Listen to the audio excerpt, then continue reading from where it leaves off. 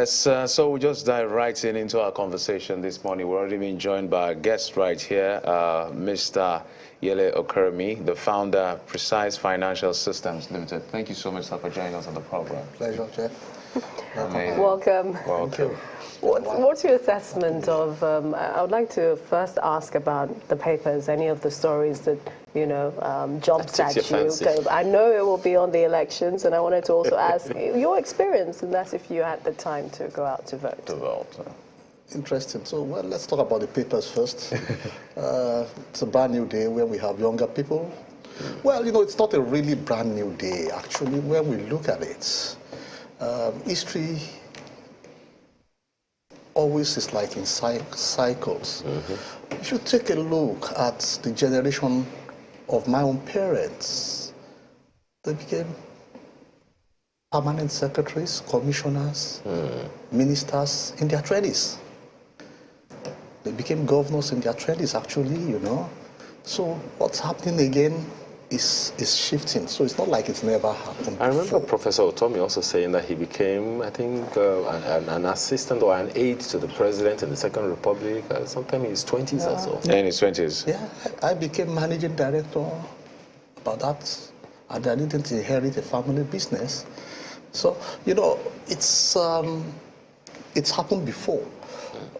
But again, but if we take a look, if we just stepped back and took a look at what happened, what I would say is that rather than the nation creating more opportunities, you see, there's a way. If you follow the way God designed this world, He designed the world to be self-replenishing, such that the older generations die and newer generations come.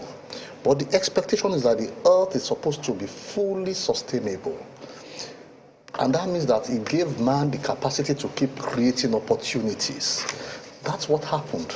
The people, the elders of the past, refused to create opportunities and therefore created roadblocks for the younger generations. And they, after a while, decided to do certain things to get their voices heard. But I'm happy that we saw 3 young people coming in state assemblies. That's interesting. That's very good. I believe that one of the things we have to understand is that nature by its own self is not very fast in creating quality. It will take time, several cycles, before nature gives us that cream. But I believe that by the next cycle might be by 16 years' time, 20 years' time, you're going to see a lot more representation of the youth. That is interesting to me. My question is, why did we have that lull? If you say that, we've had that cycle back in the day and had to wait up till now, why? Because these are our fathers, and uncles and aunties. So if you just take a look, there are theories actually that supports all these things. There's something we call the traditional Phillips curve. So the traditional Phillips curve talks about the boom, the doom, and it's said to be self-fulfilling, so to speak. It's self-sustaining. It's always like that, and you notice it. So you hear there's some .com bubble sometimes, and then you hear the bust. It's the same way that's happened. So one of the things you have to understand is that, you see, there's a maxim that good times create weak men. Weak men create bad times. But if you follow that maxim, bad times create tough men and women. And tough men and women create good times. So the cycle continues. That cycle continues. So I wanted to just add to what you just add more questions to what you're trying to espouse. Some people have said that Nigeria may not have gone into a civil war if the people in charge of government then were quote unquote adults, and all of that. That's one argument. So probably do you think that that's what gave the premise to all of the older generation trying to hold power for as long as they will? Well, and you do have a point. I mean, if you go into the Bible as well, I don't intend to preach, actually. You have to understand, and pardon me, I'm the son of a preacher man. And that's sacred to me. Who the wisest person, according to the Bible, that we all actually know, was King Solomon. But what happened when King Solomon died? His son took over. He was young. The Bible records that when he became king, he called the elders, the people that used to counsel his dad, and asked them for counsel. And they gave him counsel, that this is how your dad used to behave. We counsel that you behave in like manner. Then the Bible records that he then went and called his own friends, his own peers, and his peers also gave him counsel. And then he took the counsel of his peers. And you remember what he said? He said, my dad chastised you with whips. I will chastise you with scorpions. And that was what led to that saying, to your tents, O Israel. So you see, there's a way we say it in Yoruba land, that it is somebody that has not seen war before that says, I'm a man. Experience sometimes matters. And it's also limiting, because sometimes when we begin to get guided solely by experience, we begin to internalize our fears. And you see some parents still want to control their children even when they are 40. Mr. Okiremi. Yes, please. Let me expound a bit from Millicent's question, yes, and take from what Jeff told you.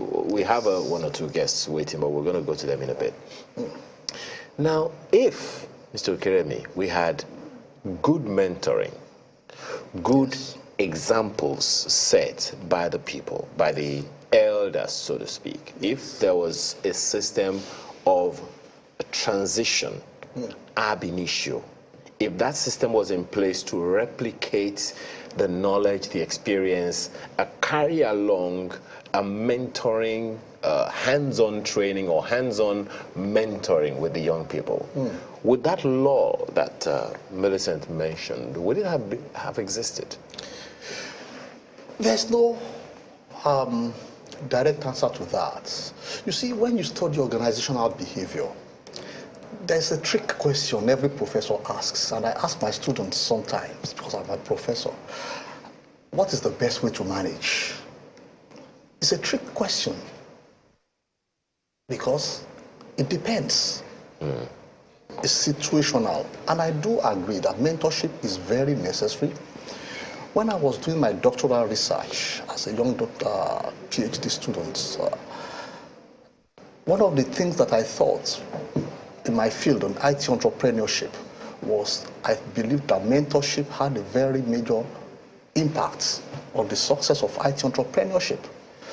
But the research showed that in Nigeria, mentorship had no serious motivating effects. However, ideally, it is necessary. You know, there's a way the Yoruba say it. Pardon me, I think in Yoruba. Maybe that's a joke. You know, they say, Agbaki wa loja, gori omo tuntun wo. The translation is simply that we do not have elders in a gathering, and you have a baby that the neck is not standing right. They will correct and help the mom. So you see, there's a role for elders. But one of the things, like I said earlier, two things go hand in hand. One is knowledge, one is experience. Now, when elders solely rely on their experiences, they will be limited. They will probably give wrong ideas, because some of their ideas are not going to be in tandem with the situation. And that's why I say all the time, knowledge trumps it all. If you want to take any decision, I always ask why. If you are able to explain the why to me, that means you understand the fundamental principle, and not just tell me that in 1942, when the same thing happened, this was what we did. The situation in 1942 may be different from the situation in 2023. But I still say experience is good, mentorship is necessary, But I think the most important thing that we haven't done is we have not created opportunities. Rather than creating more opportunities so that people can try out things, we are blocking them. Well, we have a couple of people who've just recently joined us. We understand that Chris Uwaje, founder, Institute of Software Practitioners of Nigeria, is joined us on Zoom. Good morning, Mr. Uwaje. Okay, well, we'll get his name along the line, and then as well as Chineye Mba Uzoku, who is managing partner at Grand Central. Thank you for joining us. He joins us from Abuja. Thank you for having me. Well, good morning. I don't know, you may have been following some of the conversation we've had, and Mr. Okeremi's pick from the papers this morning is the new kids on the block as far as the elections go in the parliament in Ogun, Kwara, and Nasarawa. If that is something that you consider significant as well from the papers this morning, how does that strike you? I think it's a triumph of, to some extent, as little as it may be, as little as numbers may be, it's a triumph of the new generation, a generation that has been waiting for quite a while. As my very good friend Yede has pointed out, those older than them have blocked the way, and they've had to fight to get themselves onto the stage. I think it's fantastic. I think it's also important to understand that this may not have been possible without the implementation, to some extent, of technology itself. So it makes sense that a generation that is digitally native, is a generation that is also finding its way into the political space for the first time in Nigeria's history. They're young, they're in the 20s, but they're not the youngest. Well, they are the youngest, but they're not the only set of young people. I think I also saw another report that there's a 35-year-old in Yobe State who upstaged the Speaker of the House of Assembly in that state as well. I think he's in his 30s, 35 or thereabouts. So, but the question that naturally comes, Mr. Mazuku, is, do you think they have a good enough understanding of what responsibilities they are taking up? I think we need to, first of all, and I really, all of Nigeria should congratulate these people for doing the most important thing, which is stepping up. For a long time, people have said that this younger generation is not interested in politics, doesn't engage, cannot run the distance. In some cases, they said, that they are a little bit, they make the noise on Twitter, and then they disappear when the voting actually happens, and they don't stand up to take these positions. Some of them have also fought, and let's remember that they had to fight for legislation. They're not too young to run campaign, had to fight for legislation to make it possible for them to lower the barriers to their entry into a political space. So when we say, are they prepared, I really wonder. I mean, we are where we are today, and we're here where we are today, not because when you think about the ages of the people who brought us to where we are today, then you suspect whether or not we shouldn't actually just basically scrape off the old and bring on the new. Have we done well over the last 40, 50 years? I think there's a very, very big question mark regarding that. And the younger generation tends to say that we, meaning myself and my ancestors, such as my uncle Yele, are like saying that, this is like a generation that has failed us. That sense came through very powerfully during the NSAS demonstration. Our own rebuttal was that, listen, we fought our own fight in our own generation. My friend, and late friend and poet, Esiabai Rubi, has a line in one of his poems where he says, every generation comes and goes, but each must leave changes. I think in our generation, we may not have done as well as they wanted us to, as they expected us to, but the democracy that they currently sit on was fought for by people who went into the streets and in many cases confronted the army. They had tanks facing them in the streets. There were assassinations across the country, and people who were young at that time fought the battle. A lot of them now are people, elders like Odisama Koba, Ayobe, even someone like Atedo Peterside, Aswe Godalo. These people 30, 40 years ago faced down the threat to our democracy. and establish the foundations on which these young ones are coming in. Are they ready? Were they ready then? I think you have to rise to the occasion every generation must rise to the occasion and do the things that it has to do. They will learn as they go along, and hopefully we will not teach them bad things. We'll allow them to come forth with their own fresh ideas, a new approach to things, and hopefully they can create a new world, because it is their future, really. So I think that anyone who has the courage to step forward and say, I want to participate in the political space and fights the battle, runs that race, deserves to be there. Will they learn? Yes, they'll pick up the experience as they go along. Some things they don't know right now, but the one thing that they do carry in their hearts is a love for the country and a desire to put their own skills and competencies to the benefit of the public. And that's an incredible thing that we must celebrate. I know if you look at what has happened during this election, this is seeing these young people emerge as representatives of state houses of assembly and maybe some at the National Assembly is the brighter side of the whole exercise, in spite of the glitches and the things we talk about. But you mentioned the fact that these young people must not be taught some of the things that we expect them not to learn. So the first question, I have a couple of questions, but the first question will be, how can they insulate themselves against these elements that would probably be looking forward to corrupting them and then take us back to the days where we're trying to get out of? I think we're going to see a new kind of politics coming from this generation.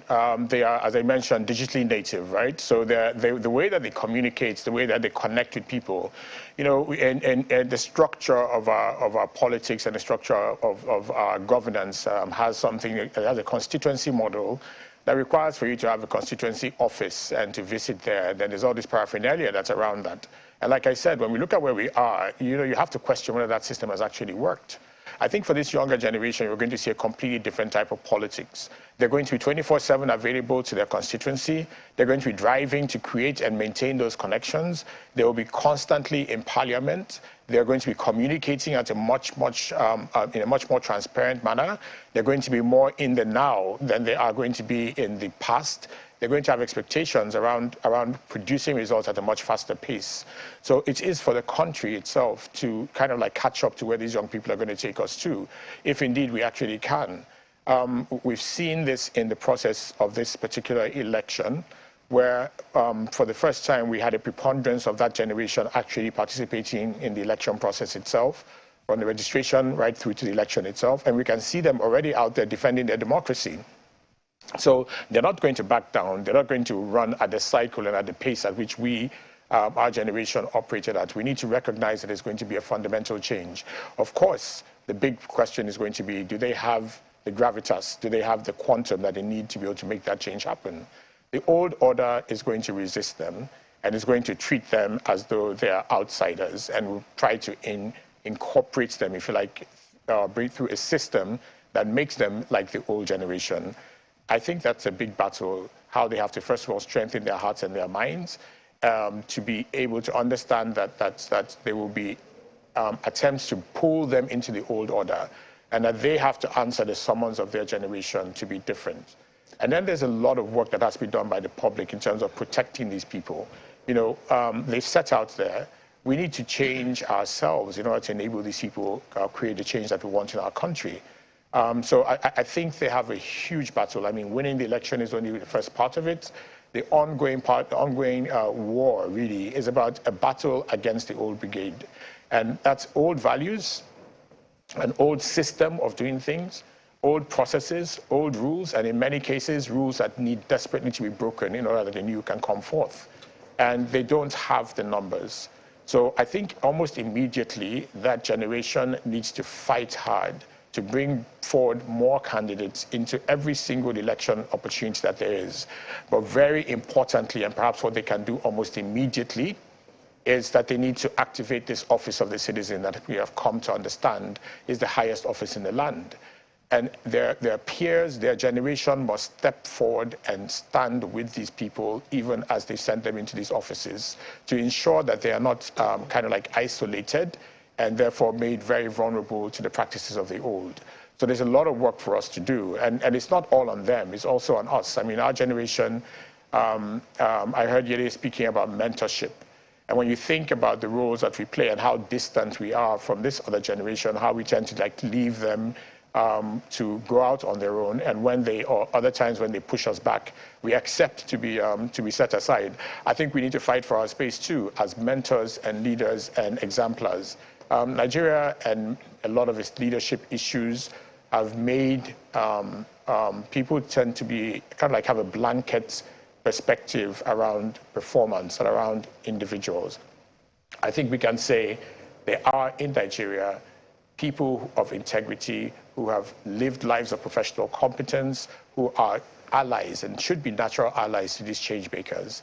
They shouldn't imagine that they can do it on their own. They must reach out their hands and be ready to shake hands with the generations that they sometimes despise without reason. And I think that's a big thing. You know, we must create that intergenerational conversation. We must figure things out. How do we talk to each other? How do we work together on the things that are of common importance to us all? If they go in there thinking that they stand on their own and they can fight on their own, I think that they're going to have huge challenges. But like I said, the responsibility lies for us who are outside the system to operate as citizens to support these leaders who have been put into office and to create the opportunity for them to actually make the difference that they're there to do. Yes, indeed. Let's now take the conversation to our guest who is joining us via Zoom, Chris Owaje, if you can hear me. Mr. Mbelzuko has mentioned the Office of the Citizen. I'm wondering, because there's a lot for these young people to do, they're still staying with the conversation around young people in politics. What are the agenda do you think they should set first as they open that Office of the Citizen to engage their community?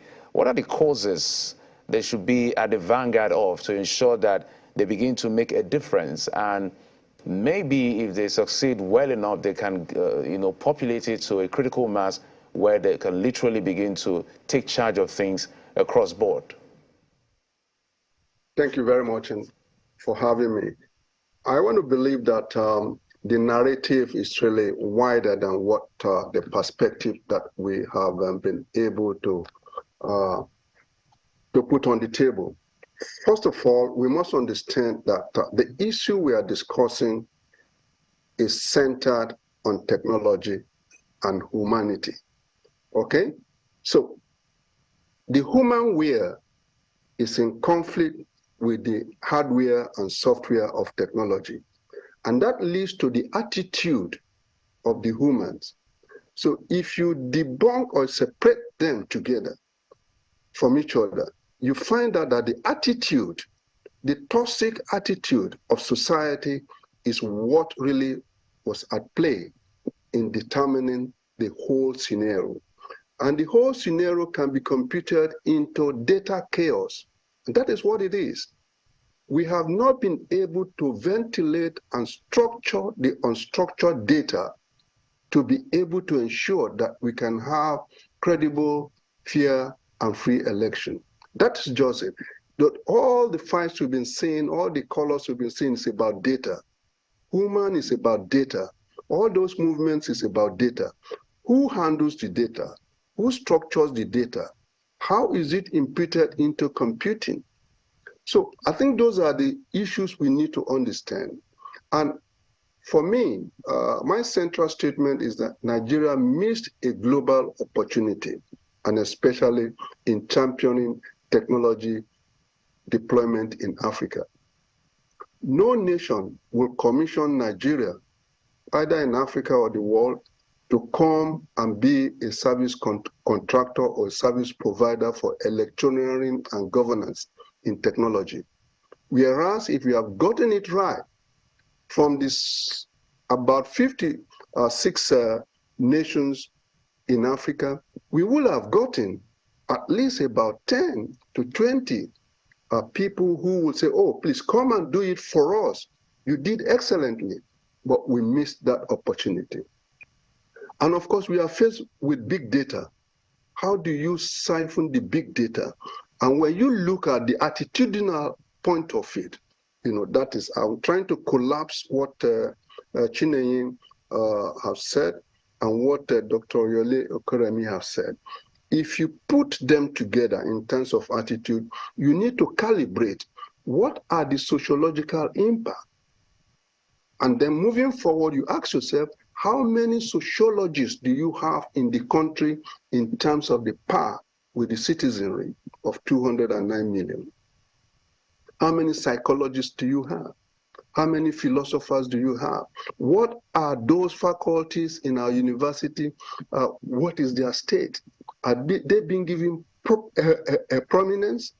Are they attracting people to do sociology? Whereas in other climes, you find out that sociologists are the top of the bar in considering governance, followed by economics and philosophy. So if you look at our data climate, the data is in chaos, and you need data chaos engineering to be able to ensure that it is done. So when we talk about the youth, we should not forget that Gowon was 27 when he was the head of state of this country, even if he was a military man. Nzogu, who led the coup, was about 29.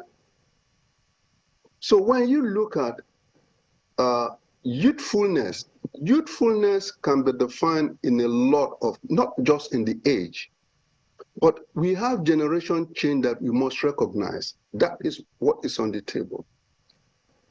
But you need to go through some tutelage, as Okeremi has also said. You need to go through some mentoring, all right? We must be able to ensure that we have that attitudinal aspect of credibility. The damage that we've done to this country through this election is that the brand of Nigerian professionalism, especially in technology, has been thrown downwards. And you cannot recover it until a quite long time, because you need that trustworthiness. That's the core brand, the core element of the brand, the trustworthiness that your skill using the computational machinery can work. And you can deliver as the template and the law that governs those productivity processes have done. So that is my own take in terms of, how we look at this issue from a different angle entirely. It's not just about the youths. It's not just about the elders. It is about the data structure, the data health that we consume in the country. So how do we ventilate them? We must build data scientists that can come to cure and sanitize the data. From educational point of view, you need to really go back to kindergarten and make sure that you can create kindergarten sciences in terms of toys, building kindergarten museums with all the gadgets that are running around us, so that they can understand and appreciate, the processes when it comes in. So the data we implant in the youths or in our kids matters, informing their opinion of the future, informing their attitudinal plan to compete and win, or to be able to concede, to the winner. And so don't forget that this data that haunts us also haunts the meritocracy, a principle of governance. If the best cannot rule the rest, and of course you have the downtrodden that are ruling the smartest, then of course there's conflict of data. You see it in appointments in government, in corporate entities, and with tribalistic content in choosing who will be the MD, who will be the governor, and those are data conflicts. And we need to make sure that we recognize this. And unless we do that, it's not about the youth that is going to change that scenario. It is all of us. In fact, the professors that we see in there should understand that the data they are bringing out is shameful, and they need to restructure those educational patterns and data. So that's what I believe that we must put into context. And when you talk about the credibility, what is credibility really? It's about inclusiveness, transparency, accountability, citizens' rights, and of course, you find the top layer, that is hidden but not hidden, is the external observers. And going forward, you have a country of 209 people, and you assume, data-wise, that everybody speaks English. You are conducting the electoral campaign of your nation with 209 million people in a language that the majority of them don't even understand. So you see that the data conflict, both in symbol and of course in other contexts, are at crisis. So you need to sit down and make sure that those crises are done. Another top crisis is you have conducted a national population census in 2006. Going forward, so almost about 15 to 18 years now that you did the last population census. How many people have died since 2006? How many people were done? We know that there are reviews, but really what I'm saying, the import is that the national population census will have come before the national election that we have now. We will have done this national population census, say, last year, so that we have a clean record, to be able to showcase. So you find out that the data chaos, continues to build up and to maximize itself. Yes, I believe what Chinenye has said, but going forward, if technology, because all the conversation we've been having, or the media have been having, the key words that has resonated is INEC, followed by BVAS, which is technology. So I want to believe that the first and foremost, INEC must be debunked to be able to ensure that you have at least a 3-tier of INEC. INEC shouldn't be a technology solution provider. You must have a technology service commission that services INEC. Well, Mr. Wajay, I think one of the interesting things about this issue of technology that you have mentioned is that at the end of the day, it's us. I'm actually, really curious to the time when all the technology we will have in Nigeria will be produced from Nigeria. The Okeremis, the Tinenyes, the Uwajes. You guys should be able to come up with something indigenous for us. But let's take a few messages now. Well, some news items that have since been produced since we started. Yes, indeed. We're beginning with a release from the Office of the Secretary to the Government of the Federation. He says the attention of that office, Mr. Boss Mustafa, has been drawn to a fake Twitter handle with a fake username bearing his name, in which the fake username dragged his name into making unsavory comments on the governorship candidates of the APC in Adamawa and Zamfara states.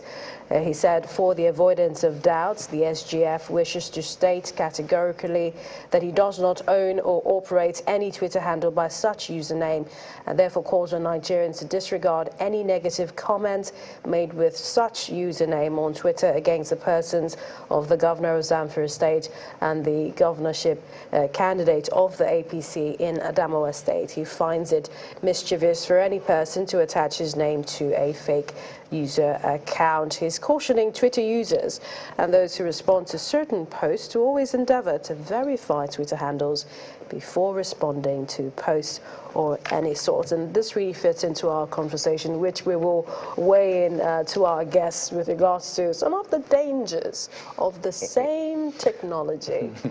Good as it is. Good as it is, Jeffrey? we have other stories as well. Let's get to what's been happening in the political space. Of course, that's what we're here on The Verdict, to talk about who won and who lost and all of that. Zamfara State is one of the states where the governor was seeking re-election, but unfortunately has been unseated by the candidate of the People's Democratic Party. The Independent National Electoral Commission declared Mr. Dauda Lawal as the governor-elect with a total vote of 377,726 votes, defeating the incumbent Bello Matawale of the All Progressives Congress, who polled 311,976 votes. Let's take a listen to when that declaration was made.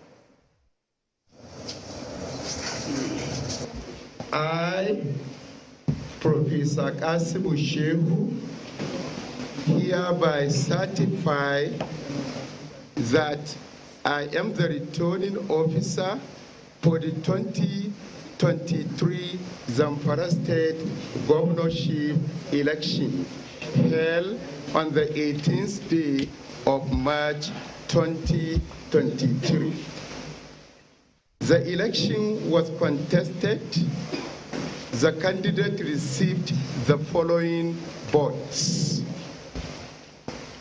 Name of candidates: Gigi Mohammed, male, of the political party A, scored 9-8. Scored 9-8.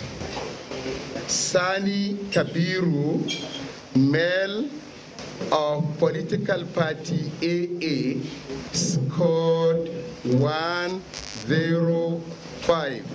105.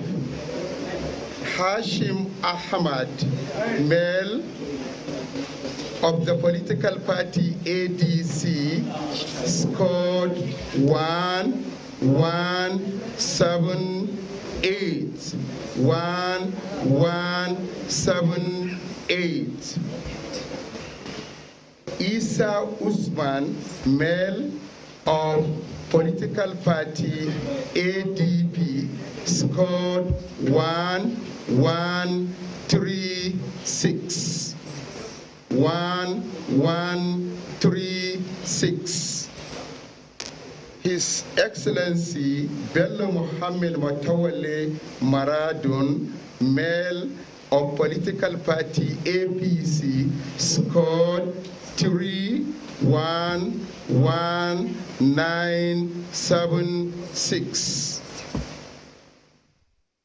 31176. Usman Lawali, male, of political party Abga, scored 523. 523. Salis Zayanu, male, of political party APP, scored 195. 195. Muhammad Abdul Rauf, male, of political party BP, scored 176. 176.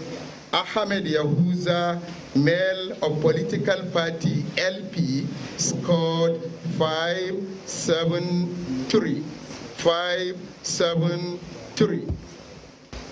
Saidu Aliyu Dansa Dau, male, of political party NRM, scored 2416. 2416. Lawal Dauda, male, of political party PDP, scored 37726. 37726. Washo Sani, male, of political party SDP, scored 292. 292. Umar Alhaji Sani, of political party male, of political party YPP, scored 879.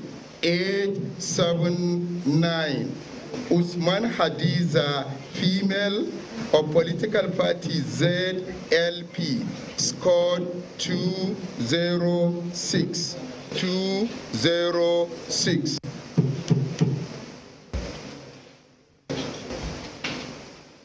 Number 4, that Lawal Dauda of political party PDP, having satisfied the requirement of the law,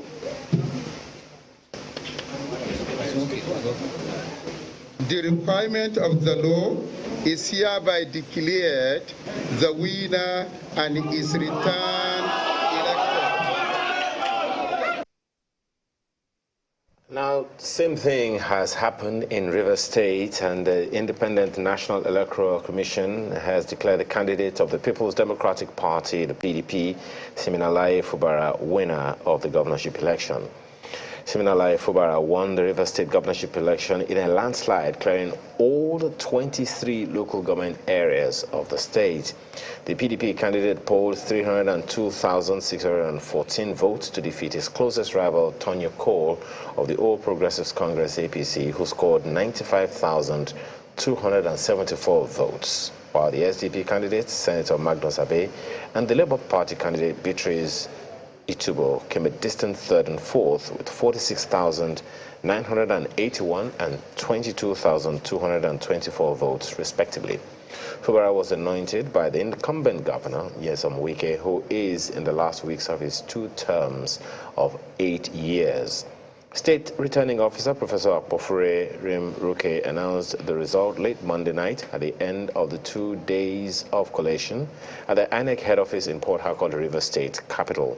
Professor Akpofure Rim-Ruke, who is also the Vice Chancellor, Federal University of Petroleum Resources, said a total of 496,852 people were accredited for the March 18 governorship election out of the 3,537,190 registered voters in the state.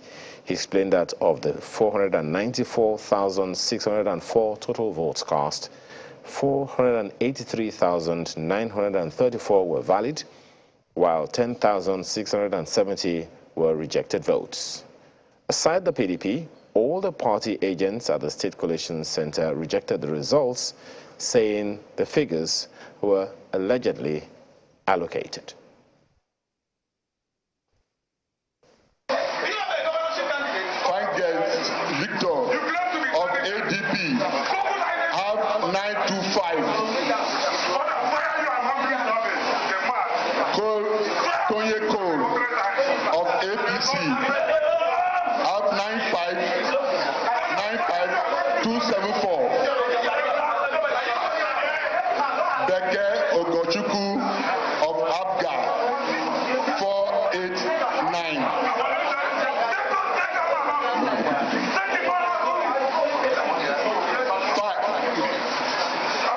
White Fine of APM 568. Borogosi APP have 973. Iyagba Tekena has 137. Itobo Beatrice of the Labour Party have 22224. 22,224. Agbowo Charles Ndubisi of NMPP have 335. Jacques Rich of NRM scored 2258. Fubara Similana of PDP have 302614. Abe Magnus has 46981. Winike Briggs has 664. Kwane Laye has 338. That Fubara Semilaye of the PDP, having scored the highest vote and have the 25% spread with satisfactory margin of lead, is here as required, having satisfied the requirement of the law, is hereby declared the winner and is returned elected. Thank you. Thank you.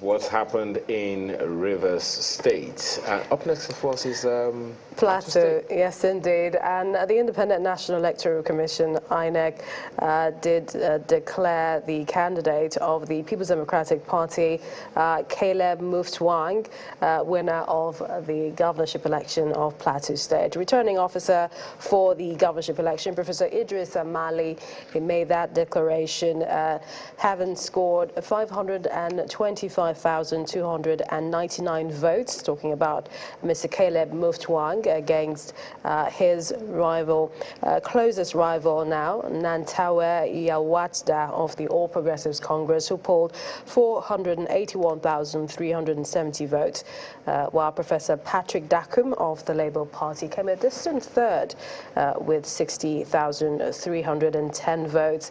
The PDP candidate secured 43,929 votes, higher than the APC candidates. And we understand that PDP secured those high votes from about 10 local government areas, back in Ladi, Bassa, Lantang North, Lantang South, Riom, Mikang, Mango, just east as well as Kwanan Pan and Bokos, while the APC scored highest votes in about 7 local government areas. We understand there was jubilation after that announcement was made. Has a total score of 151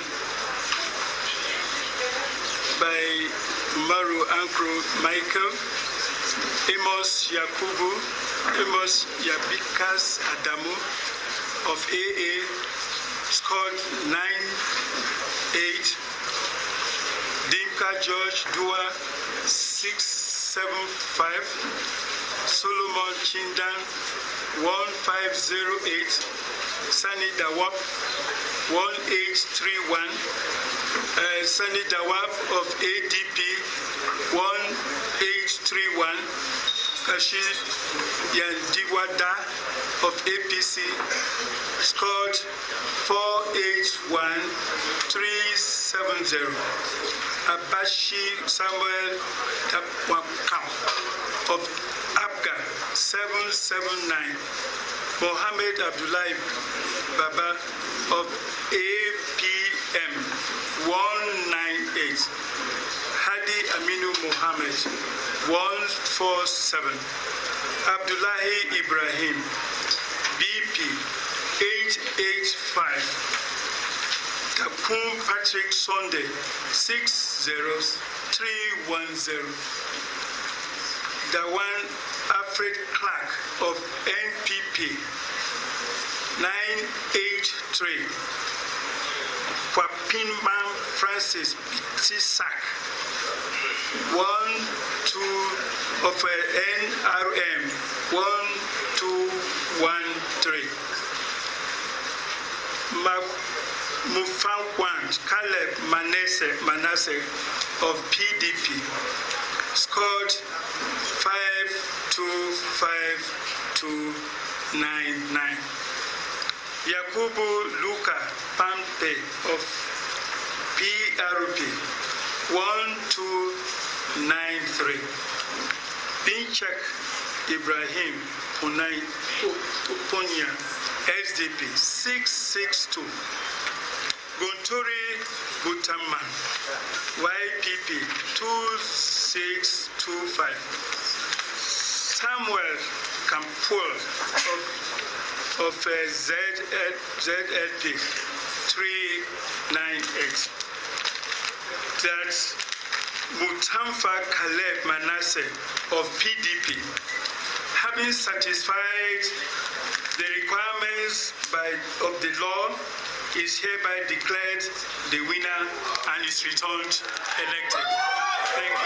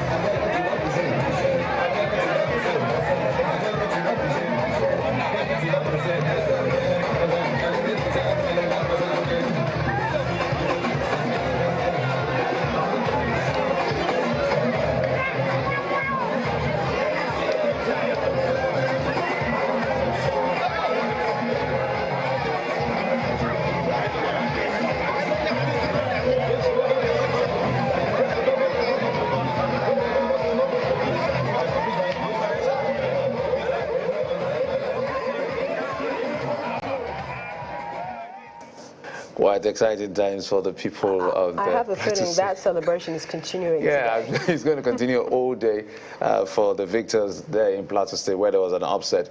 Let's now head back south to Cross River State, where the Independent National Electoral Commission has also declared Senator Basi Otu of the All Progressives Congress winner of the governorship election, where he polled 258,619 votes to defeat his closest rival, the candidate of the People's Democratic Party, who polled, that's Senator Sandy Ono, excuse me, who polled 179,636 votes. The election results were declared at the headquarters of the Commission in Calabar, the Cross River State capital, by Professor Teddy Charles of the Federal University of Tueke Bayelsa, who is the chief returning officer. The All Progressives Congress won in 15 local government areas out of the 18 local government areas declared by the Commission.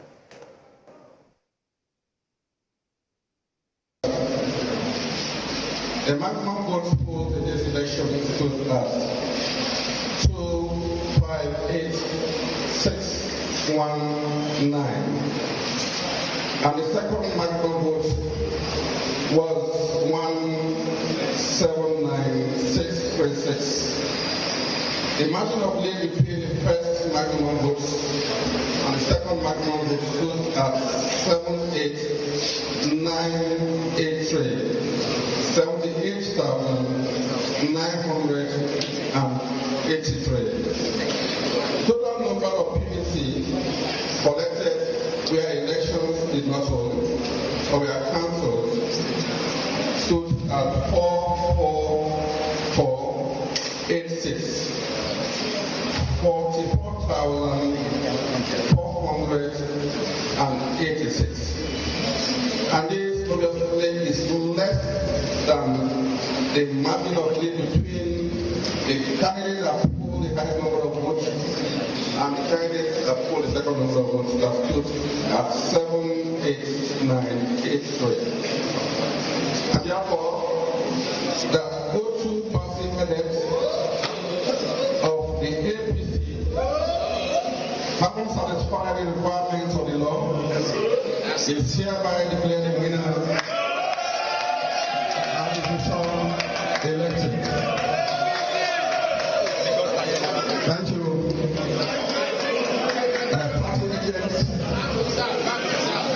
Party agents, you probably receive the profit.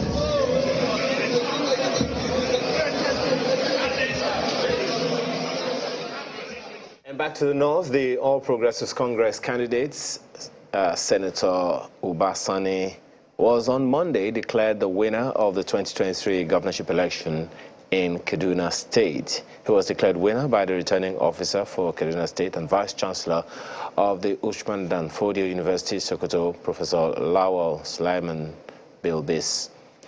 Sani polled a total of 730,002 votes to defeat his closest rival, Isa Ashiru of the PDP, who polled 719,196 votes. The Labour Party candidate, Jonathan Ashake, came a distant third after polling 58,283 votes, while the new Nigeria People's Party NNPP candidate, Sulaiman Honkoyi, scored 21,405 votes. Before the winner was declared, the Kaduna State PDP coalition agent, Danjuma Siriki, objected to the results, claiming the number of votes gotten from its situation room was 713,157, while the APC had 709,561. He argued that the coalition did not follow the Electoral Act 2022 and asked INEC to refer to the results uploaded on the IREV result viewing portal, IREV. But the returning officer objected, saying the results announced were based on the collation done, which was not objected to by party agents.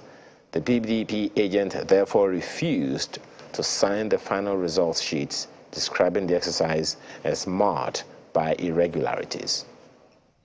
730002, dear Andrew Abui of Afghan 1471, Al Hassan Yahya of APM 630. Musa Kalla Yahya of APP 325.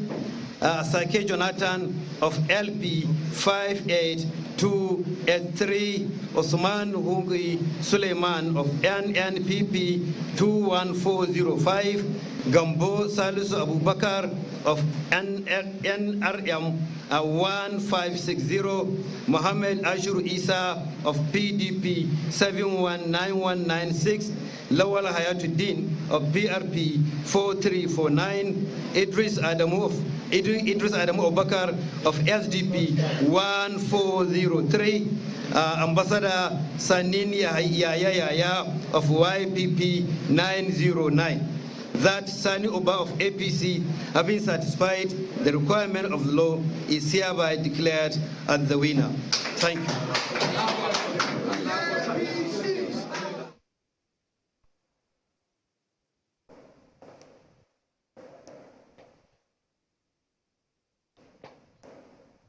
Well, for the next state where we're headed, that's Adamawa State. The elections there of March 18 was declared inconclusive by the Independent National Electoral Commission. The candidate of the All Progressives Congress in the state, Senator Aisha Dairo, famously known as Binani, scored 390,275, while the incumbent Governor Madu Fintiri of the People's Democratic Party polled 421,524. However, INEC State Collation Officer Professor Mahmoudou Mele of the University of Maiduguri declared the election inconclusive due to the margin of votes. He said, quote, elections were not held in 47 wards affecting 69 polling units, so this gives us a margin of 31,249. The total number of PVCs collected in places where elections were not held amounted to 37 and 16. He said, based on the findings and analysis stated in the electoral laws, where the margin between two candidates is lesser than the total number of collected PVCs in the areas where elections were not held, the election is declared inconclusive.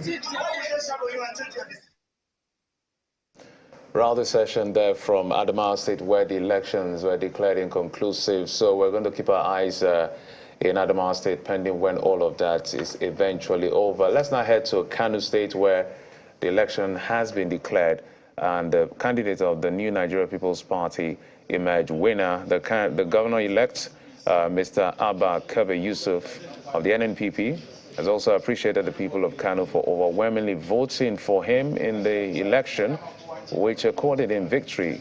He was speaking to journalists at his residence, noted that the people's commitment, determination, courage, loyalty to defend their rights through the ballot, irrespective of widespread violence, according to him, was a true demonstration of democracy.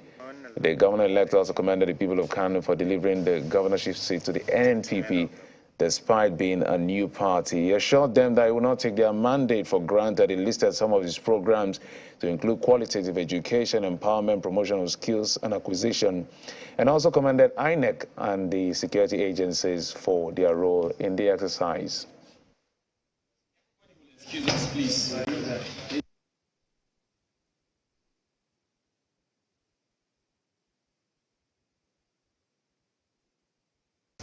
gentlemen of the press, Assalamu alaikum wa rahmatullahi ta'ala wa barakatuh. Alhamdulillah, alhamdulillah, alhamdulillah. With deep humility and gratitude to Almighty Allah subhanahu wa ta'ala, who gives and takes power from whom He wills. On behalf of my humble self and my deputy, Comrade Aminu Abdul Salam Gorzo, we stand before you to accept the mandate of the good people of Kano State, affirming to uphold this special contract between our party, the New Nigeria People's Party, and the good people of Kano State. Our unflinching gratitude goes to the entire people of the state. We recognize your commitment, your determination, courage, loyalty, as well as your ferocious resolve to defend your sovereign rights and the integrity of our democracy. Despite the fact that our party, the NNPP, is relatively new, coupled with the fact that the logo of our party was purely depicted on the ballot paper, and with widespread of electoral violence, you still gave us your mandate. We had no money, and due to the inflicted poverty on the citizenry, the government of the day took advantage by buying votes of the people with both the new and old currencies and distributed wrappers and other household items to voters. Against all these odds, you still came out en masse to give us your mandate. Indeed, Talia Batadabi. We are profoundly grateful and will not take your mandate for granted. Our unreserved commendation also goes to members of the armed forces who were deployed to Kano for the election, and most of other security agencies, and indeed independent electoral commission, for maintaining their neutrality by keeping the peace and promptly responding to our genuine complaints before, during, and after the elections.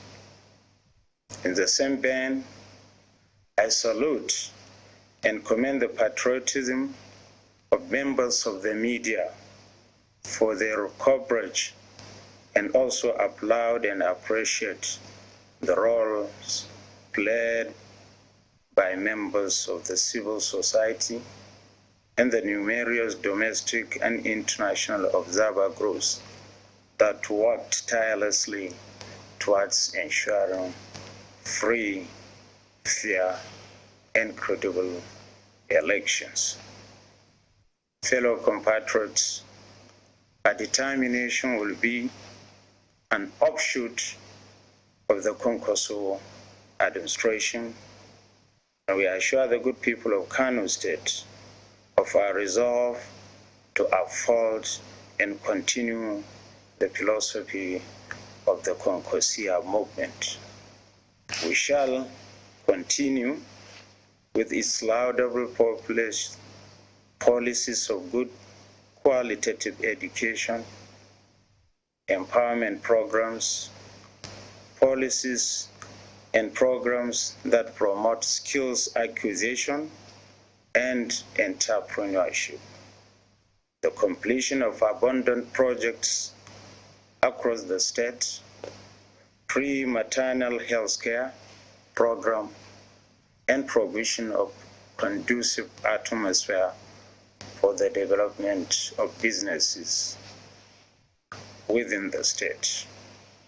We cannot complete our acceptance speech without thanking our leader, our mentor, His Excellency Senator Rabi Musa Konkoso, for his untiring effort that led to the declaration of our mandate today as Governor and Deputy Governor-elect.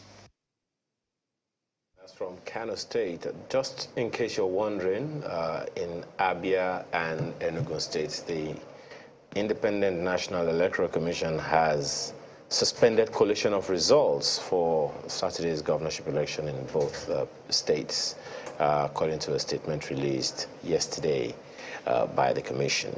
Let's get back to conversations with our guests now. Mr. Okiremi, well, Professor Okiremi. Doctor, actually. I prefer to be addressed as doctor.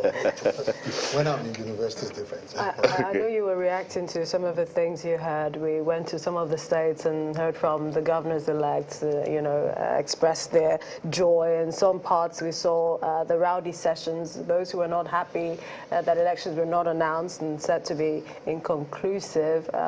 Would you like to say anything about any of them? Well, I'm not a politician. Politicians win elections on sentiments, and that's the true part on policy. Rather, I like to address facts. But I mean, this is just the real nature of the world. When there's a contestation, there will always be winners and there will be losers. And because the nature of politics is sentimental, if you win, whether you win rightly or wrongly, you celebrate. And if you lose, whether you lose justly or unjustly, you feel extremely bad. So I would say it's not unexpected for us to have the bickerings. But I think what we should be talking about is how do we have a system, an electoral process, the sanctity of which cannot be insulted. And I think those are the real conversations that Nigerians should begin to think of having. How do we build institutions and how do we build processes that guarantee that it doesn't matter how your emotions are, you cannot controvert. And that's what we do when we talk about knowledge in academia, when we say we carry out research. So it doesn't matter how you feel. So we try to ensure that we remove biases. So the whole idea of conducting research is such that when the results of the research come out, it is expected that if it is well done, if somebody else did the same research, she would arrive at the same result. So is it possible for us to put this kind of things down in Nigeria, such that, yes, people will be free to contest the results, but if you run through the process, you would see that the results will be guaranteed. Is this possible? I absolutely believe it is possible if we just did the right things. But one would think that, the House of Assembly, the National Assembly sat down, worked on the Electoral Act, amended. INEC sat down and thought, oh, BVAS is the way to go. IREV is the way to go. And this is the process, the results that we're seeing. Well, you see, first of all, whether that's the way BVAS IREV is the way to go or not is not in doubt. Bottom line is, if we want sanctity, so let me make a statement categorically that cannot be controverted. You see, the best societies, the best organizations in the world are organizations that are run by systems, driven by people. Now, when you have systems, although they are driven by people, so if you took a look at the judiciary, the symbol of the judiciary is somebody that is blindfolded, carrying a sword and a scale. That's the way systems run. They are unbiased, although they are run by people. All right? So whether BVAS or IREV is the way to go, we are on the right track. BVAS and the way it has been implemented, it's a good attempt. First of all, I voted both in the presidential and the gubernatorial elections. And the Beavers did excellently well. For me, I got to my polling unit, and both times I left in 2 minutes. Yes, I left within 2 minutes of getting there. I'm talking about time to get there, get accredited, and vote. For me, 2 minutes. Yeah, you're one of the lucky ones. I trust God. Because you see, it was easy. It was a breeze. You get there. I got there, presented my PVC, and then they put in my identification on it, and then my fingerprints were authenticated instantly. They handed me the paper. So in terms of verification, and Beavers talks about the bimodal voter accreditation system. So the accreditation of Beavers was on point, as far as reasonably on point. And also, if you now take a look at one of the advantages of Beavers, again, like I say, systems cannot be controverted easily. So you see that all of a sudden, even though you had more PVCs collected, higher number of registrations, but did you take a look at the number of votes that came in? Why do you think the number of votes that came in, even though you had more registration, you had less votes coming in, why do you think that happened? Because it was impossible to come with ghost voters because of Beavers.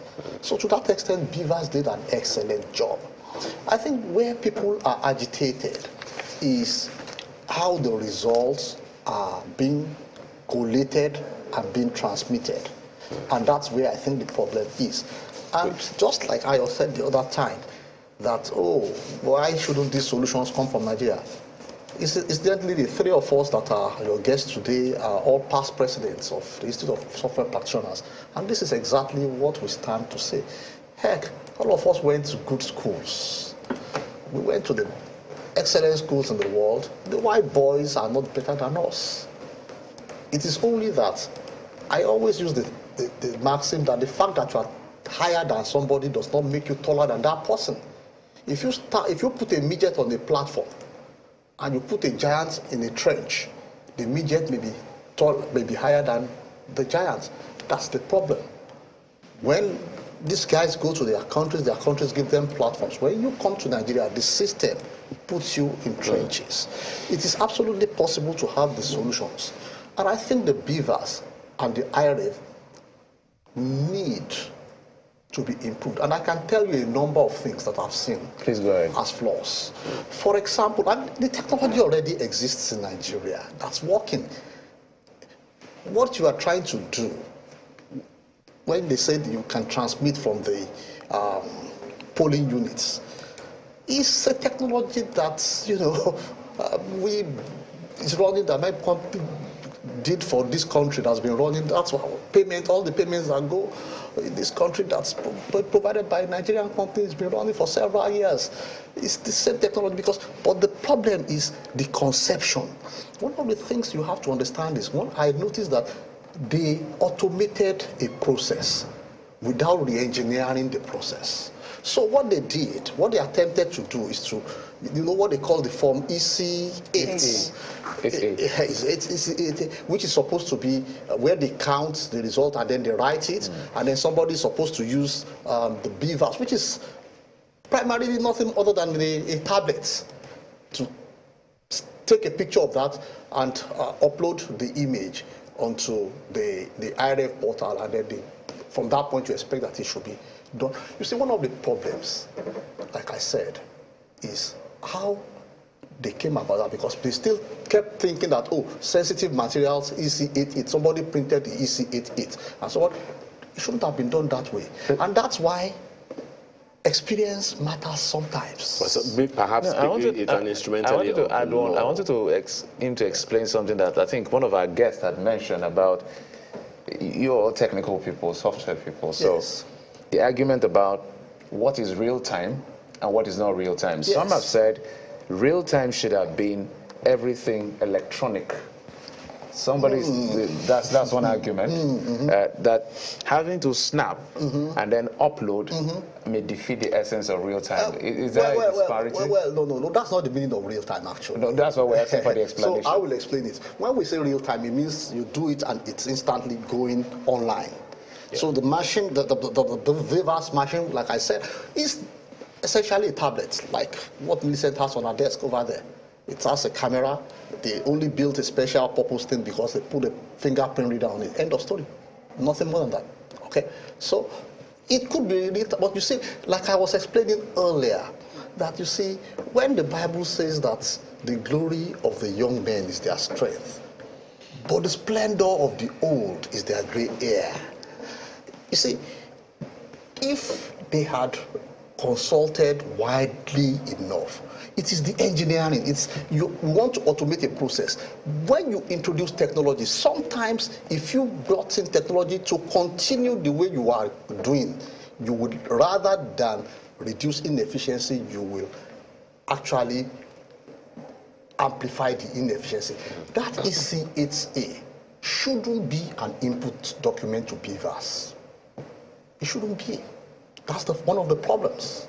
Again, maybe it's, as I said, it's the instrumentality of the law. It's not the instrumentality of the law. Because the law is clear on some of those things. I will explain it to you. Okay. Listen, look, we have done projects that are even a lot more complex than this. It is the thinking. The law allows them to do certain things clearly. I was telling, like I said, the EC8A shouldn't have been an input. Let me explain what it should have been.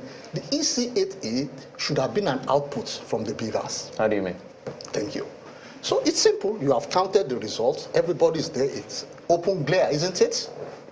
As you are counting, all you need to do, all they needed to do was that BVAS machine, as they finish counting APC, the electoral officer types on the tablets. Okay, there. 200. LP, whatever it is. Just put it there. Rather than a document. Why do you need that document? It's a waste of paper. It's a waste of time. You don't even need that image. Just hold on. Let's take it to Mr. Waje. All of you are in the same. So, Mr. Waje, let's find out from you. It appears the institute was not consulted because it looks like it's picking holes in some of the technology that. No, I mean, and this is what I have. What's your immediate reaction to some of the proposal by your colleague? Yeah, thank you very much, sir. I think the issue, as we have said, INEC is encumbered with responsibility. They've done well to a great extent. And of course, we must take pride from the fact that the BVAS was conceptualized and designed by a Nigerian. And having said that, I think there's need to unbundle INEC. All what Dr. Yele Okeremi has said leads to that point. The work or the assignment given to INEC is so encumbered. And if you look at other clients, both in the US or South Africa, you find out that a technology service company or agency is responsible for developing or for deploying infrastructure. INEC is a process administrator and managers of that, the election process. It's not an infrastructure company. So you need to have a digital election technology infrastructure commission or agency. And you need a voters education and awareness agency that is supervised by INEC. It shouldn't be inside INEC. It has to be, externalized so that you can now start from kindergarten to the whole process of humanity of 200 million. So, speaking to what Okeremi has said, is not a rocket science. When you talk about automation, automation is a process that is designed and tested to a functionality level. And that functionality level is to perform XYZ services. Once that is accredited and approved, that automation remains and that design remains sacrosanct. What I hear Okeremi said is that technology did not fail. Human failed technology. That is just the simple truth. The critical issue is also to ventilate who certified the beavers. Who certified? A designer cannot certify itself. There are professionals in the country that could have been called upon to look at the process, the design, and of course, give some suggestion and which will lead to the standards of certification. So there are lots of issues we need to explore under this conversation. The unbundling of INEC is one. The processes that encumber INEC is another. And of course, the data chaos, as we have seen. We've seen all the returning officers struggling with data. There's data chaos. Data is fighting each other because technology has been, there's been a miscompromise of technology. So we have misunderstood the role of technology itself, that man can really make technology not to function properly as designed. And we need to submit also that when we are talking about beavers is secondary, because the root data, has been said, is from the PVC. The PVC, that is ported to a server and then accredited by beavers, and then the voting data that is now transmitted, to another server. And most of the 4 servers I know that are primary servers of INEC are not resident in the country. Those servers, and you can quote me, they are based in Oakland, in California, at Amazon data warehouse. So how do we ensure that we have this real-time transmission because of latency, low bandwidth, and all what's not? What is the rocket science of having our server in here? And of course, ensuring that we have dedicated network, which I know dedicated bandwidth that can bring that forward data. And of course, the beavers can do all in one rather than the paper aspect. I think the paper aspect gave that room for human manipulation to make sure that technology does not work. So I think that is my submission. And I want to also submit, finally, there is need, as a software practitioners country, there is need to establish the Office of the Information Technology General of the Federation going forward. That's some of the fallout. Because imagine in the accounting profession, you have the ministries of finance, you have all this account, and you don't have, an auditing process that is designated to look at how those accounting figures are done. And you don't have the Office of the Accountant General of the Federation.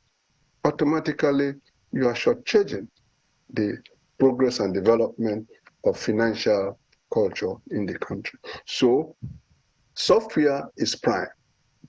Kill software and kill everything. We run software, from other countries, and look at those countries. They have built software engineering institute all over their place. We don't have one here.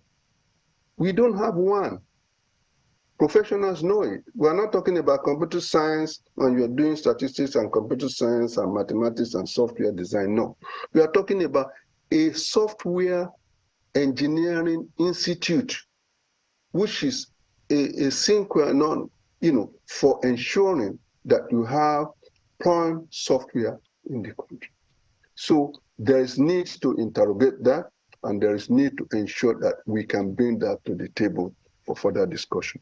Thank you very much. Thank you. let's bring in Mr. Mbuzoku in our Abuja studio, and this is with regards to what the two other speakers have said on bundling INEC and perhaps the data chaos. This is something you also agree with, and he's mentioned, that is Mr. Wajes mentioned several things like where the server is located, saying it's really not rocket science, but instead it's a case of man failing data. I mean, man is it failing technology and not the other way around. But we also know that the Minister of Digital Economy talked about the threats, the hacks, the potential, or the number of hacks, threats that we had. 12 million plus was the figure for the presidential election. I think he said about 6 million plus. So speak to us about your thinking when you piece all of this together in strengthening our electoral process. Thank you. Let me just say that, or rather right on top of what has been said by my colleagues who are professionals, I think in many ways INEC through this election has probably brought a lot of embarrassment to our profession. And I say this with all responsibility. And the embarrassment stems from the fact that these systems that we are talking about are really not complex systems relative to the kind of things that Nigerians do every single day.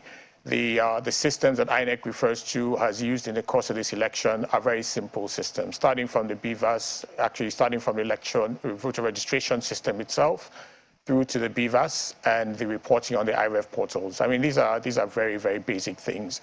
And there's nothing in any of these components that Nigerians cannot deliver. And so if indeed BVAS and the technology, the software lies on top of this was actually taken from abroad, I just, I don't really know what to say to that. It's completely unnecessary. And I'll just break it down in a very, very simple way. Every single day, most of us will probably go into a supermarket. We pick things off the shelf. We take them to the checkout counter. And the checkout counter, they are scanned using a scanner, and the numbers are displayed on a device, right? The POS terminal. And it shows you the items that you've bought, the cost of those items that you've bought. And it is actually total. And this is very important, that if you buy 20 items and you have the full cost, the system that is there actually just adds these numbers up together. And just shows you that. Then what you do, you then decide you want to pay with your card, and they give you a card and you swipe your card. The card connects through a network and authenticates that you have the money inside the system, inside your bank account, deducts the money, transfers to the merchant, and what happens? You get transaction approved. Transaction approved, and what happens? Immediately they print you a ticket. And that ticket shows, what it is that successful transaction financially, and then they print out the results that shows you what the items that you bought, and then you leave. We do this millions of times across the country, riding on top of systems that have been built by Nigerians from end to end and are operated successfully. And generally speaking, will work 99% of the time. There is no difference between what I've just described and what is happening on the BVAS. Indeed, the POS terminals that you have in these supermarkets are more or less what you have as your BVAS. So there is a need for us to demystify these conversations around what INEC has put together. It is not a complex system at all. Indeed, that device has been found online for about $30. It's a simple Android tablet, and it is probably less complicated than your phone that you have inside your pocket, which allows you to connect, to talk to people, to take photographs, to take videos, and to run even applications like spreadsheets and word processors. If a phone that you have in your pocket can do this, what is this big thing about this BVAS that makes it impossible for us to deploy or for us to even assemble? I'll come from I want to touch on three basic things. Yele was right in terms of the inputs and the outputs. It's a very simple thing, right? So you've done your counting. As far as the accreditation is concerned, the BVAS did what it was supposed to do, and probably would score as high as 90, maybe even 100% in some locations. So we have absolutely no problem with what it did. What the BVAS has on it is a subset of the electoral register for that particular polling unit. And when you get to that polling unit, you basically just authenticate yourself against what is contained on the BVAS. It takes a picture of you to confirm, does facial recognition, and it authenticates maybe with your thumb, with your fingerprint that you are who you say you are, and you are accredited. To that extent, the BVAS has done its job. The next part of it was where we got a little bit confused as professionals, and I think Nigerians as well were also, led down a pathway that is leading to this, that is actually causing this confusion.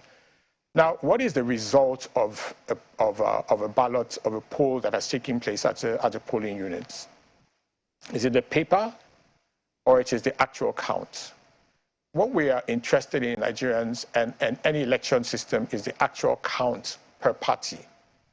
And as Yele explained, what we do is that we take a photograph with the BVAS of the results. We don't take the results. And so when you take a photograph, all you're doing is like me taking a picture of you. It's a representation of you, a facsimile of who you are. It isn't you. The actual results are the numbers recorded for every single political party. And that is not actually transmitted, which is why even if there is a steady and constant connection between the BVAS and the servers which are reporting the results, all that you would see is a photograph. The actual numbers still have to be extracted manually from that photograph and put into a system for you to be able to add it up. If I pile 174,000 polling units, 174,000 photographs, I still do not have an election result because there is no way to count the numbers on a photograph. You have to accept to do it manually, which means that transmitting to the IREF portal, unlike what Nigerians actually thought was happening, IREF was not actually collating the results because all the BVAS sent was an image, and you cannot extract images, you cannot extract results from that image except you do it manually. There are very simple options. If the BVAS, for instance, had been able to scan the Form EC8 and convert it to a PDF, we all have PDFs on our phones, or convert it to some other format that allowed it to actually extract the data, it's a different story. But I'll tell you what has happened, right? Between the debacle of the 25th of February and the elections of Saturday, what did Nigerians do? Nigerian technologists, the same people who could easily have built this system, literally created what the BVAS should have been. In many cases, it took them only 7 days. And many of us have seen these portals, have seen these applications deployed since the February 25th, where you not only can submit a photograph of the Form EC8, but you're able to actually impute the numbers for each of those elections. Had that been done, then truly the collation would have happened electronically on the portal, and there would be no question of the trust, because you would have two things. You would have an image of the Form EC8, and you would have beside it a tabulation of the numbers on that Form EC8, and anybody could have easily compared the two to see whether or not the results that were on the image are the same as the numbers that you've tabulated here. And we would have had maybe perhaps what would have been the freest and the most accurate election in Nigeria's history, having deployed these machines. I do not understand how come this was not done. I can only speculate that it was a failure of the human beings from the perspective of the design of the system itself, and eventually the implementation. On the server side, where these results are put, the computers tend to replicate human beings. And I'll tell you one of the things that is crystal clear to us as technologists. Computers don't tell lies. You can program, unlike human beings, computers will always record what happens on them. You can program it to attempt to tell a lie, but guess what? It always keeps a record of everything that you do. Every single activity on the BVAS and on the server that happened in the course of those elections, there is a digital trail sitting there, and it's indelible. You cannot delete it. INEC should be interested in running a forensic audit of its own results to determine where what the system actually performed in what manner. Similarly, every time, for instance, that the BVAS attempted to connect to the internet, right, to upload that, a record is kept on the BVAS. Just a quick one, because and that record will tell you, even the photo. Just one moment. My sincere apologies, because we really have to go shortly. But let me just ask you this. Are you saying that the INEC server hack was a ruse? No, I'm not saying that it was a ruse. I'm saying that they should be able to tell us, give us the details of how that hack actually happened. Because when you hack a system, you always leave a trail. You not just have the incident reported that an attempt was made to hack the system, but it also tells you what exactly was done. Okay. That system should have been tested, and it should have been kind of like protected and secured in such a manner that even though the hacks were attempted, they would not have got into the actual results. Okay. And it's important for you to understand this. Again, remember that the BVAS has an offline version, right? So the BVAS, in taking the photograph and storing the records at each of the polling units, has on itself the actual data. So even if the servers themselves were hacked and results were changed there, the BVAS actually has the correct results as photographed at that time. And every photograph taken on the BVAS has not just the identity of that particular BVAS, it also has a timestamp and a date stamp. It tells you exactly when that picture was taken and on what particular machine. And it's not something that you can actually delete from that site. So there's enough data. In fact, there's an abundance of data out there for us to verify and authenticate the elections. He's saying that everything is, recorded. But my fear is there's no place it says our elections will be done electronically, because that would mean...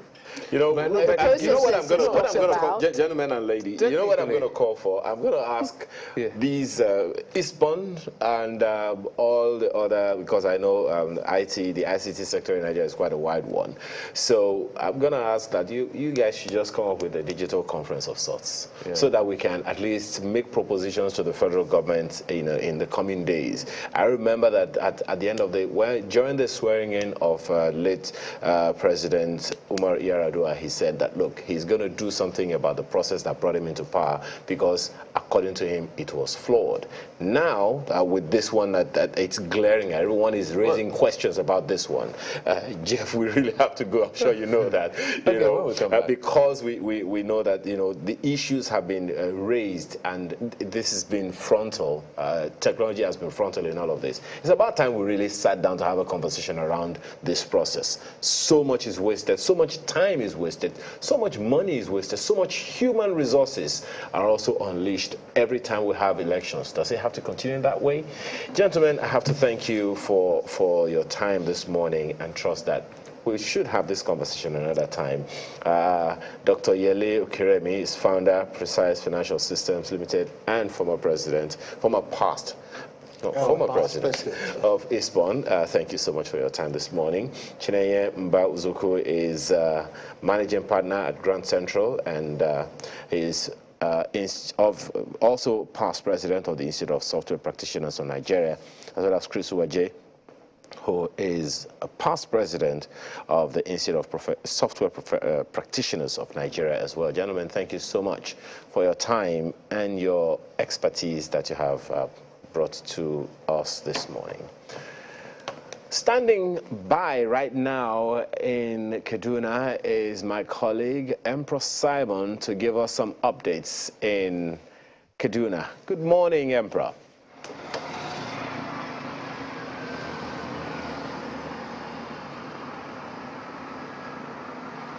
Yeah, good morning, Ayo, and welcome to Kaduna State. Currently, we are on the street of Kaduna State, and it seems like election has been concluded with the announcement of results by the Independent National Electoral Commission here in Kaduna State, which declared the APC candidate, Senator Ubasani, as the winner of the polls. And we're beginning to get reactions from both the side of the victors and the side of those who lost in the election. Senator Ubasani had said after the announcement of the election that it is a victory for the people. And he also did mention the fact that he is willing to work with everybody. He said particularly that his government will be an inclusive one in Kaduna State. But of course, yesterday we saw that the polling agent of the People's Democratic Party had refused to sign the result sheet on the basis that his party does not accept the outcome of the election, and he said that it is because the election, the process didn't follow the Electoral Act 2022. The NNPP candidate also, the NNPP polling agent also, or collation agent, I beg your pardon, also made mention of the fact that his party was not satisfied with the outcome of the election. And so it's been reactions from parties and their candidates or their representatives, towards the election, the outcome of the election. And here Kaduna is already picking up. You can see the street is back to life. Vehicles are moving, businesses that have been shut for close to 2-3 days are now picking up, and they are beginning to open up for residents to do business. But you see, beyond the parties and their candidates, we also have residents of Kaduna State here who would give us a perspective of what they think about the outcome of the election. I have a gentleman here. Good morning. Good morning, sir. Don't worry, I'll hold the mic. Okay, yes. Okay. Good morning. Morning, sir. Okay, so let's hear from you. What's your take about the outcome of the election? Okay, the election, like yesterday afternoon, everywhere was scanty, and everybody is thinking the election might be turned to something else. But during the evening time, with the government security agencies all around, especially in this Kaduna South here, so as they announced the result, everybody was thinking that maybe there will be talks roaming around the town. But as they announced the result, everywhere was calm, and there are movement of cars. Everywhere is open, and every business is moving well here in Kaduna South. All right. As a resident, are you satisfied with the outcome of the election? Does it reflect what you expected? Actually, it reflects what I expected.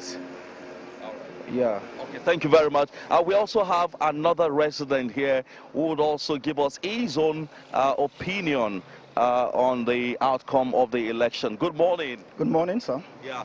So you've seen, finally, after about 3 days of waiting keenly for the outcome of the election here in Kaduna State, results has been announced and the APC candidate declared winner. What's your take on the election generally and the outcome?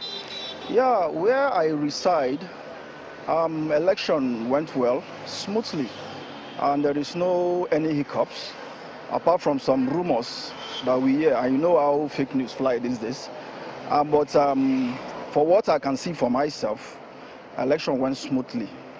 Where the advantage I have to move within the area I reside, there is no any cause for alarm. But do you think the outcome reflects the people's wishes?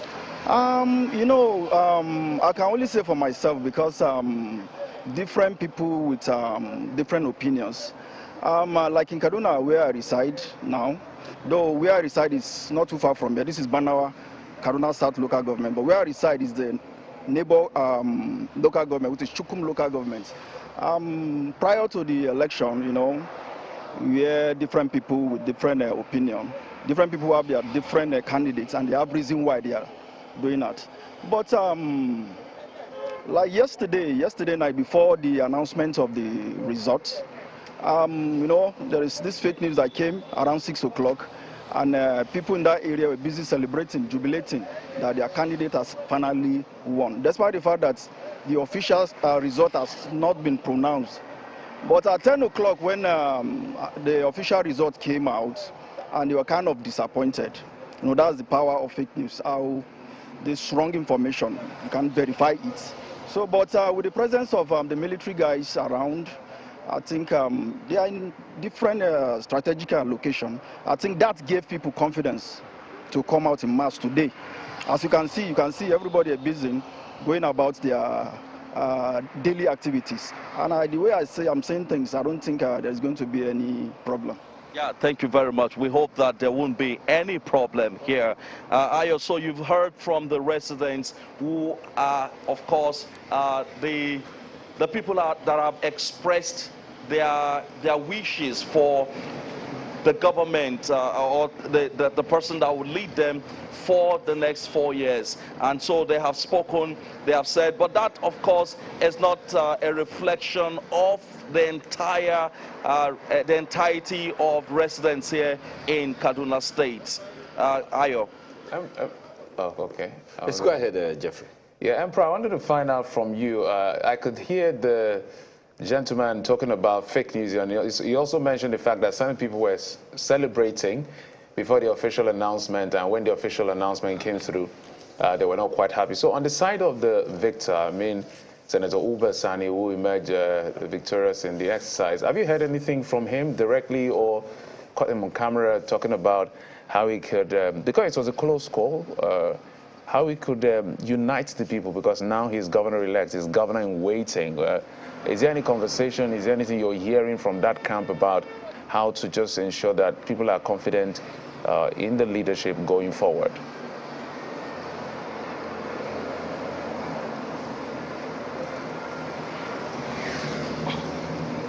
Yeah, so let me just say something with regards to what the last speaker said. The fact that some persons went to town to start celebrating, particularly supporters of the People's Democratic Party went to town to celebrate the victory of their candidate from results they got somewhere. Those were not results announced by INEC.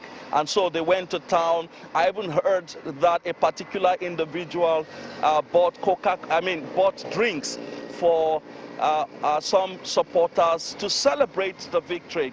But sadly, INEC declared the result, and it turned out the other way around, that the APC candidate was declared winner. And the PDP coalition agent, like I said, also objected. He was relying on the IREF, which, from what I saw this morning, only 93.1% of results have been uploaded onto the IREF. We still have some local governments that have not uploaded as much as 150, results on the IREF. So he relied on that, and I want to believe that some of the supporters also did rely on that to go to town to celebrate, but it turned out the other way around. Now, coming to the issue of Senator Uba Sani, yes, he has spoken to journalists where Channel Television was well represented, and he did mention the fact that he's pleased with the outcome of the election and is hoping to unite the people of Kaduna State. Don't forget that Kaduna has its challenges regarding security. Over the last 8 years, we've seen how insecurity has torn apart several areas, several parts of Kaduna State, and that also in a way affected the decision of the people as to who they want to govern them for the next 4 years. So it's going to be a hard nut to crack for the APC, the governor-elect, Senator Uba Sani, who will have the work of bringing different parts of this state across religion, across tribe, to ensure that Kaduna State regains its status of a liberal state, a one-time capital of the northern region in Nigeria, and one time the center of commerce in the north particularly. So we're hoping that the governor-elect will reach out to everyone to ensure that he brings them on board. Over to you in the studio. Thank you so much, Emperor, for your reporting. We'll keep our eyes in other areas as well. Thank you so much for your reporting. Gentleman and lady, I think I got it this time. I'm always finally getting it. All right, well, so we'll take a short break now. When we return, another set of guests have joined us, and there are always more angles to this whole conversation. How to make Nigeria better, one step at a time. Stay with us.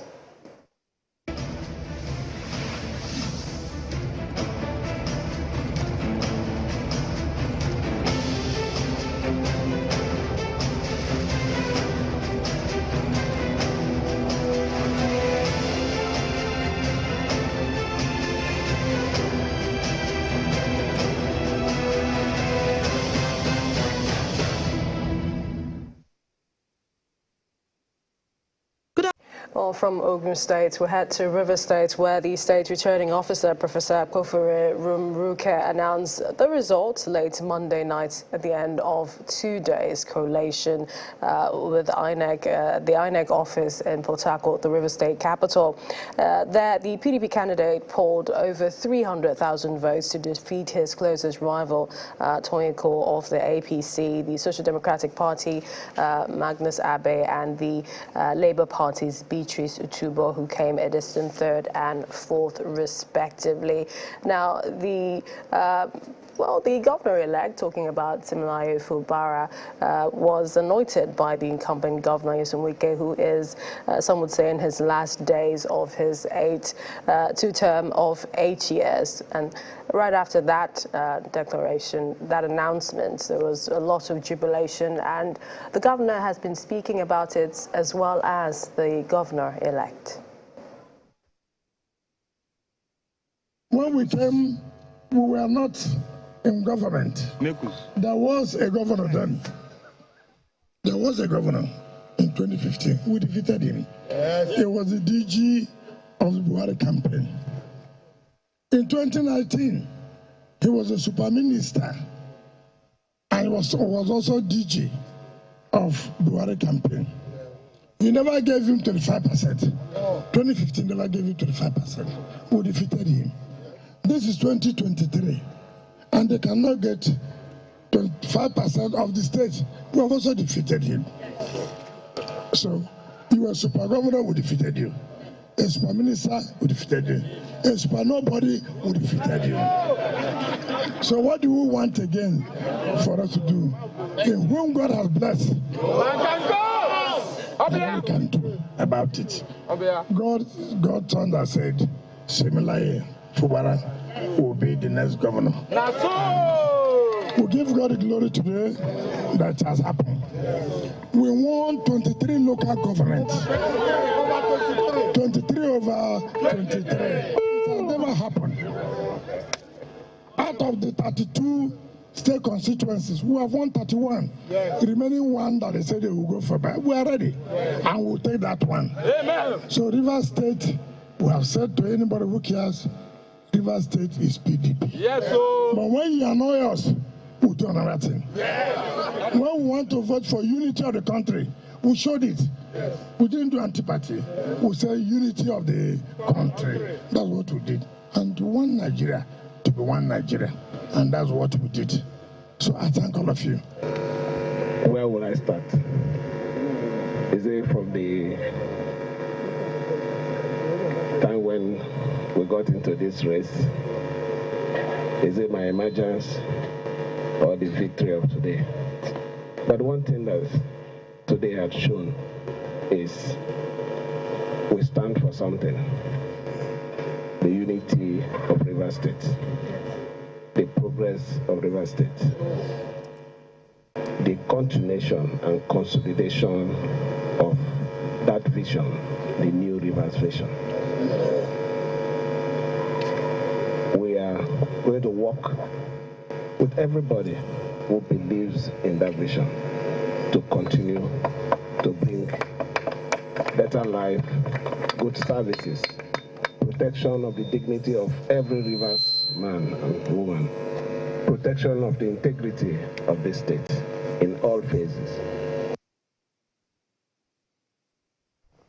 So hearing from the governor of River State and governor-elect Fubara there on his winnings. But then that's not all from River State. Yeah, because the governorship candidate of the APC, Tonya Cole, has rejected the results of the just concluded governorship election in the state, saying the mandate of electorates in River State have been stolen. Tonya Cole made his position known at a joint conference, a joint press briefing on Monday night with the candidate of the National Rescue Movement, NRM, Subomabo Jack Rich, and African Democratic Congress, ADC, Tonya Ibrahim. The APC governorship candidate called on the Independent National Electoral Commission, INEC, to cancel the election following what he termed widespread violence and irregularities.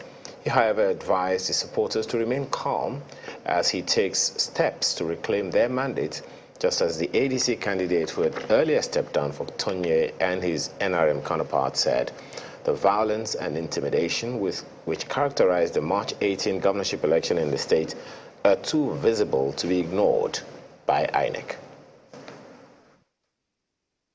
Instead of this election being a test of the candidate's popularity, it turned out to be a rape of democracy. Law-abiding citizens were subject to flogging, verbal abuse, and threat to life for choosing to vote APC. People were told to vote for PDP and nothing else. This is not democracy and cannot be allowed to stand. Thanks to technology, the whole world saw what happened in our state. From live clips on TV to videos circulating on different social media platforms, the show of shame was evidently loud. As a party, we ensured our campaigns were people-focused, issue-based, and our strategy was without violence. I wish I could say the same for the PDP in River State. To secure a stolen mandate, the PDP aggressively intimidated non-indigents in the state, leading to apathy and low voter turnout. This was not an election, but a thievery and imposition by the governor, aided by some members of INEC and some men of the Nigerian police force. How very obviously mutilated result sheets can be accepted in wholesale volumes with figures at total variance with the unit results in the possession of our agents and the agents of other parties across all LGAs is very frightening. We are being rigged to lose an election that we won. It exposes the complicity of INEC collation officers and others expected to uphold the integrity of INEC to the grand plot of stealing the mandate of the people. Evildoers will not go unpunished. We are calling on the international community to, as a matter of urgency, quickly intervene. In particular, we are calling on the Department of Foreign Affairs, that's the State Department in the United States, to quickly intervene, and also the European Union and the Foreign and Commonwealth Development Office of the United Kingdom to, as a matter of urgency, apply visa sanctions on Chief Nyesom Wike, his wife, his children, and officials of the River State government. Because when there are sanctions, they will see that indeed, there is punishment for evil actions like this. We have repeatedly received intelligence before these elections that the governor is paying over 30 million naira to each of the electoral officers across the local government areas. Initially, the election started very peacefully, and then later on, when they saw that the leader of the opposition, His Excellency Tonya Cole, was leading, they quickly deployed their thugs and other party members from the ruling party, that's the PDP, to unleash violence on our supporters and voters to intimidate them. Now, if we want to also do it the way they are going about it, there will be anarchy in the state. And we don't want to just do the same way they want to do it. We believed that we're in a democratic dispensation and we should be able to do things democratically. For me, this election is a mirage, and I want to believe that it is not of standard at all. And so I want to call on the Independent Electoral Commission to cancel the Rivers State election. We've been getting all of the reactions coming in from different states. That was from Rivers State, the governorship candidate of the All Progressives Congress, Mr. Tony Cole, flanked by other candidates of other political parties who disagree with the outcome of the Rivers State governorship election that declared the candidate of the People's Democratic Party, Mr. Siminalayi Fubara, as the winner of the governorship election 2023. Yes, we'll keep the conversation going. Millicent?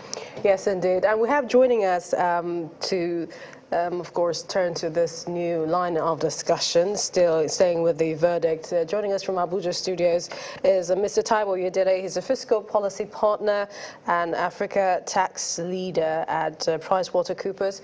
Thank you. Welcome to the program. Thank you for having me. Yes, via Zoom from Abeokuta is Dr. Olugbenga Adeoye, Chartered Accountant. Welcome, sir. Thank you. It's a pleasure to be here. Let's begin with you, Mr. Adeoye. And this is looking at, the elections that have come and gone for some states, of course, and then you have the houses of assembly. And this is pretty much looking at what we could have spent, what we perhaps lost in terms of the economy. So were there economic gains, economic losses, or this was a process that needed to happen, and then hopefully after that process there can be some gains? Mr. Adeoye, your thoughts? Okay. I think prior to the election, the presidential election, we had issues of non-availability of cash, which has affected a lot of businesses. And if you look at the complaints about parties that lost elections, you find out that most of the irregularities complained about has to do with vote buying. And of course, that is also aided by poverty. And so if I want to look at what we have lost as a country, I would say that the bulk of this problem lies on the Central Bank of Nigeria that came up with good policy, but harmful implementation method and processes as a result of misconceived objectives. And so you find out that so many people that received money to vote were able to do so because they were under tension. And so when you look at what the central bank said about objectives of redesigning the Naira, that is going to curb vote buying, as a matter of fact, it aided vote buying the more, because those at the bottom of the ladder, the poor people, they do not have cash to do business. And so profit was a problem for so many. And so they resorted into accepting, bribes from politicians during the election. And this is all over the country. We heard about those who gave cards, which turned to money instantly around the polling booth. So these are issues. And of course, when you look at the other issue with our economy is we've had consistent increase in the prices of diesel. Exchange rate has refused to come down. You get diesel at 800. In some stations, you get a PMS at 200. And this is what SMEs used for businesses. And so too many problems. So I cannot point to what we have gained, except that I believe that with this election, we can then come together as a people and say, where are we going as a country?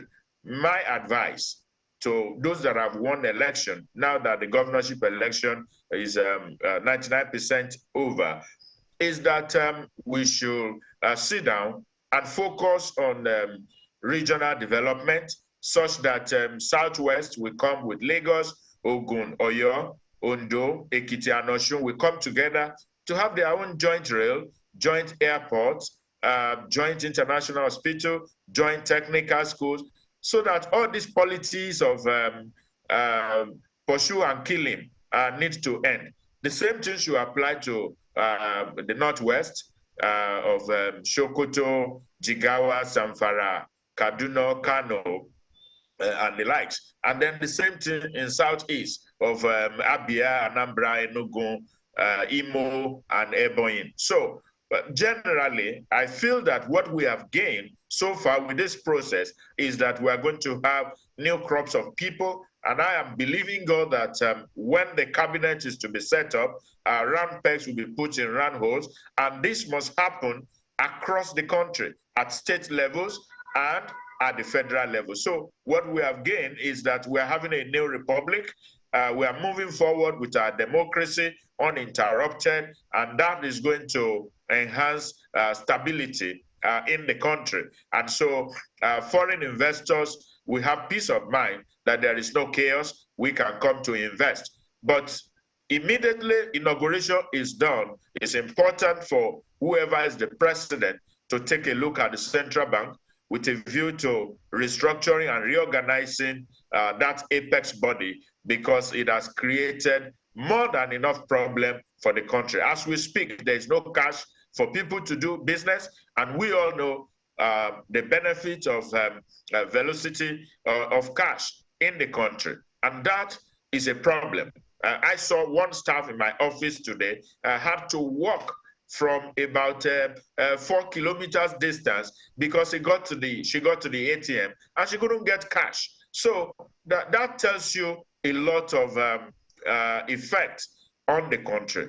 But by and large, it's a good thing that many people predicted there will be no election, and now we have election. Many people predicted that Nigeria will go into flames. Now we are not into flames. So that is the gain for us. The next is those that are coming on board, they need to think out of the box. We must stop all the fights.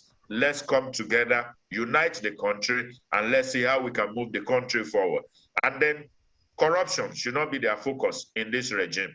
And I believe that the agencies that are in charge of monitoring flow of funds, movement of funds, will be able to curtail that. You're speaking extensively. Let's get your opening statement, Mr. Oyedele. And this is your reading of, the economy pre the elections and, this period we're in.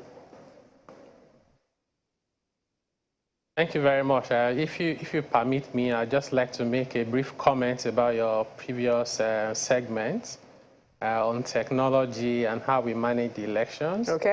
And I do like that recommendation by Ayo about convening a summit. What I want to suggest is that summit should be both looking at technology as well as logistics more broadly for managing our elections.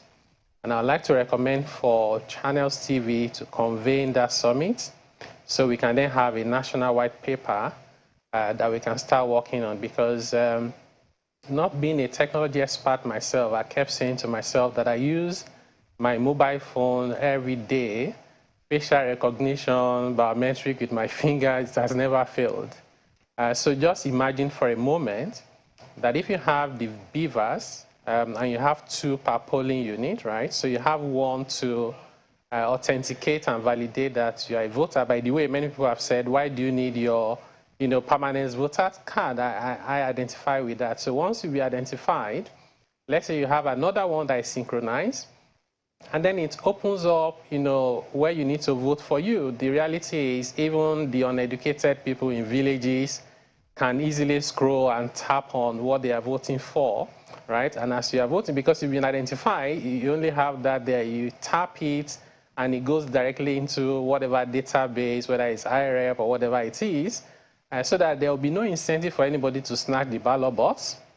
There will be no incentive for anybody to harass the INEC officials and take them to different places with all manners of things that are being done, and lives are being lost. I think that we can use a lot of planning, logistics, technology, and imagination to address some of these problems. I continue to ask myself whether indeed university professors are the most ideal to do that job. I think it's a job that has very little to do with academics.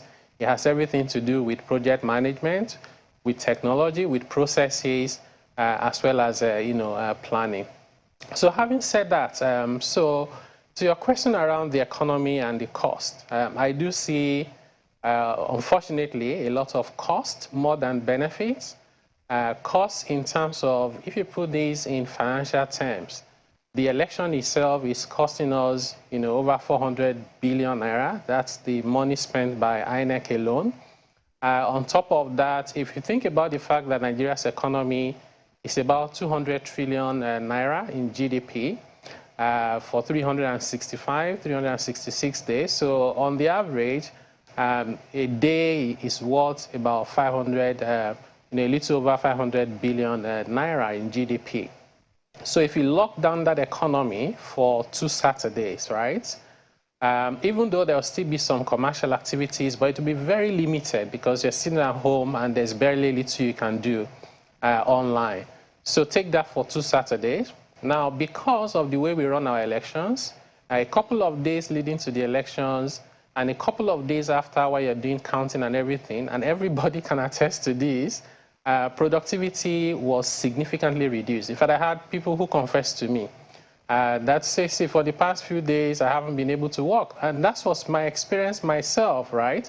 So when you do that calculation, I would easily estimate that the economy lost between 5 to 10 trillion naira, just the way we've conducted our elections. Of course, not to count the human loss, which you cannot put value to because it's priceless.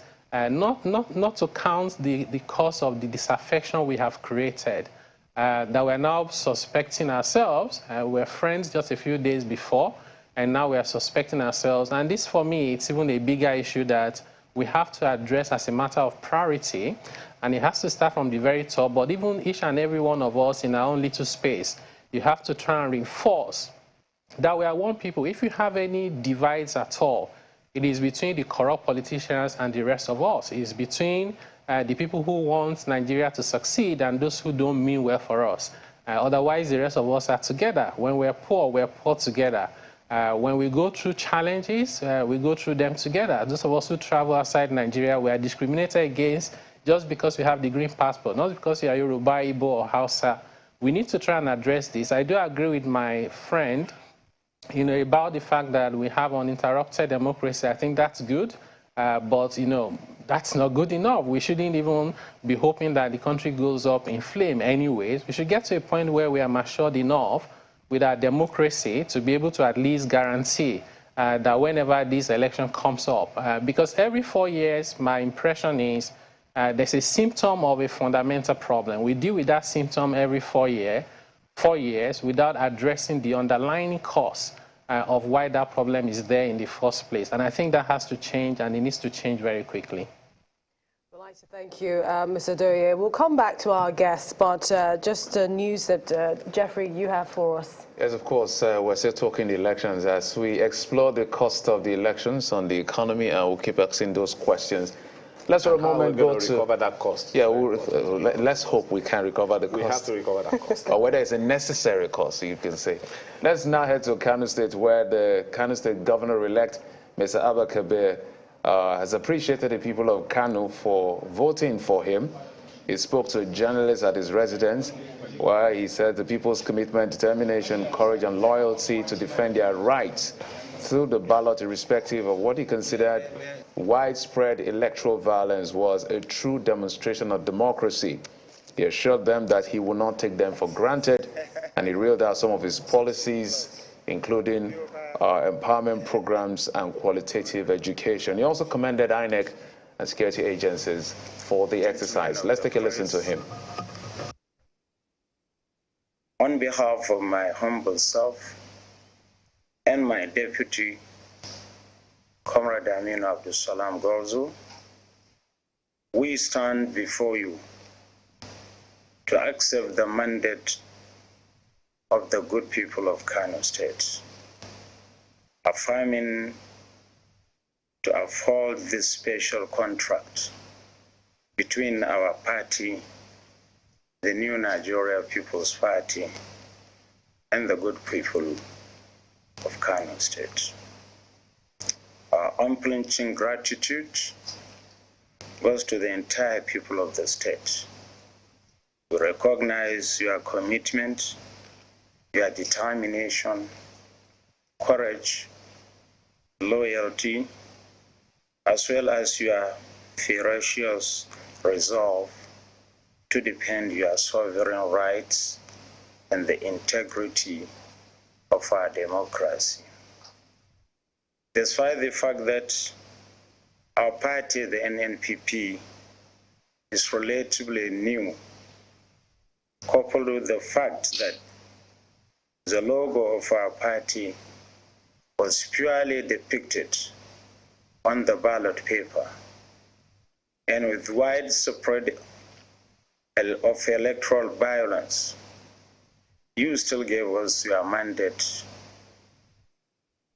We had no money, and due to the inflicted poverty on the citizenry, the government of the day took advantage by buying votes of the people with both the new and old currencies and distributed wrappers and other household items to voters. Against all these odds, you still came out en masse to give us your mandate. Indeed, Talia Batadabi. We are profoundly grateful and will not take your mandate for granted. Our unreserved commendation also goes to members of the armed forces who were deployed to Kano for the election, and most of other security agencies, and indeed independent electoral commission for maintaining their neutrality by keeping the peace and promptly responding to our genuine complaints before, during, and after the elections. In the same vein, I salute and commend the patriotism of members of the media for their coverage, and also applaud and appreciate the roles played by members of the civil society and the numerous domestic and international observer groups that worked tirelessly towards ensuring free, fair, and credible elections. Fellow compatriots, our determination will be an offshoot of the Konkoso administration, and we assure the good people of Kano State of our resolve to uphold and continue the philosophy of the Konkosia movement. We shall continue with its laudable policies of good qualitative education, empowerment programs, policies and programs that promote skills acquisition and entrepreneurship. The completion of abundant projects across the state, pre-maternal health care program, and provision of conducive atmosphere for the development of businesses within the state. We cannot complete our acceptance speech without thanking our leader, our mentor, His Excellency Senator Rabi Musa Konkoso, for his untiring effort that led to the declaration of our mandate today as Governor and Deputy Governor-elect. That is the governor-elect of Kano State from the NNPP, New Nigeria People's Party, Mr. Abba Kabir Yusuf, speaking to the people after he emerged victorious yesterday, on Saturday, after the elections on Saturday, to become the governor in waiting in the highly populated commercial city of Kano and the entire state, by the way. But let's stay with Kano. Our correspondent, Sadiq Ilyasu, is standing by. Sadiq, I know it's been quite a ride since Saturday, and Kano has been quite busy with the upset that was experienced after the election. We understand that the curfew has been lifted. How is the mood of the city at the moment? Well, as you can see me right here, I am on the state road. And a few meters away from me is just the government house. And since the announcement of the lift on the curfew, people have gone back with their activities. You can see a lot of people moving on the road. Markets have opened. Public places have all opened. However, some private schools are yet to open. And today we are expecting the APC. They have called a press conference, which is going to take place at their party headquarters at 2 p.m. And what we are expecting them we are expecting them to talk about the outcome of the election, which I was able to speak to the agent of the party, who happens to be the DG of the campaign of the governorship candidate, who is Rabiu Suleiman Bichi. And at that place, he expressed his dismay with the outcome of the election, and most likely they are going to reject the outcome of the election at the press conference or otherwise. But however, things have become normal, and everything now is going on smoothly in Kano. There is no any crisis, no anything is happening badly now in Kano State. Everything is now calm. Back to you.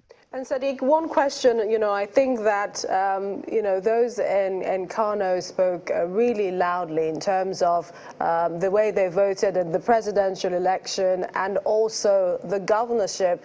Was that a surprise? What are people saying about that? Well, I didn't get the question right. Please, can you repeat yourself? I'm talking about, the color that Kano decided for presidential and also for governorship, the same party, NNPP. Was that a surprise? How are people reacting to that? Well, it's not a surprise because, people are more interested in the governorship elections. And on the road to the election day, we have been speaking to so many voters. They have been telling us that they are willing to come out and cast their vote. If, for instance, there wasn't so much crisis during the election, the turnout would even be higher than this, because there was so much crisis in so many parts of the state, and that even suppressed voter turnout. And we would have seen a better turnout if we have not had a crisis during the election. Back to you. Indeed. I wanted to find out from him, that yesterday they told that the government had to impose a curfew, but we saw celebrations. There were concerns about security. In terms of security, is there anything to still worry about in Kano? So yesterday there was some issues because after the government announced the curfew, the police failed to enforce the curfew because there are a lot of people coming out celebrating, and there wasn't such roadblocks to block them from moving around. But here on the state road, before the road that will lead you to the government house, there was a roadblock. People have to go against the traffic for them to pass the place. But people keep on moving despite the curfew, and some people take advantage of that and went to some places and vandalized them, which is why the state government actually imposed the curfew in the first place. However, now everything is now calm and people are moving with their own activities as they should. Back to you. Well, thank you so much, Sadiq. Most certainly we'll get more from you in due time, and as soon as you have more, I trust that you will send our way. Sadiq Ilyasu is our correspondent in Kano State. Let's move over now to Abia State, where Tokwe Kuteye, our correspondent, is also standing by to give us an update. Tokwe, good morning. What is new this morning? Yeah, Jeff, good morning. We're back here at the Coalition Center here in Umaya, the Abia State capital. And it's no more news that yesterday INEC issued a press statement suspending collation here at the Coalition Center at Abia State due to the controversies surrounding results from Obingwa local government area of Abia State. But information reaching me not quite long by the public relations officer says the beavers machine and used in Obingwa and the results have been moved to Abuja, where they will get more technology to review the beavers machine and every other thing. Then after then, they will now bring these things back to Abia State when they would where they will announce the final results from this governorship election. But I want to take you through some of the reactions, by the different political parties that yesterday, from the postponement or suspension of the coalition. First is, if you could allow me, from the People's Democratic Party. Let me just read the first paragraph. It said, the Abia State chapter of People's Democratic Party wishes to express disappointment and consternation with the decision of the Independent National Electoral Commission to review the Obingwa local government results, which has already passed through unit, ward, and local government collation processes. So they are kicking against the review by INEC on the Obingwa local government area.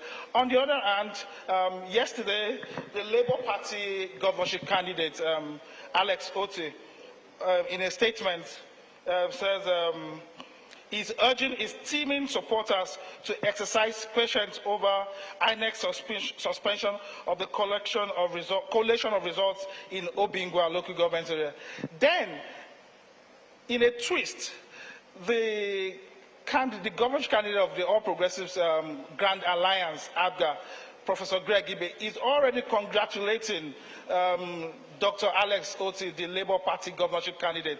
And if you could also allow me, let me just take you through one of the paragraphs. It says, it's interesting that sequel to the present. Yes, go ahead. Can you hear me?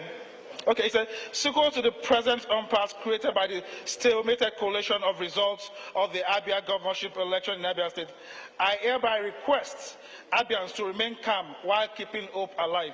Then he says, I want to congratulate my brother, Dr. Alex Otti, candidate of the Labour Party, for his consistency so far in the battle to liberate Abia from the shackles of underdevelopment and well-deserved victory at the polls.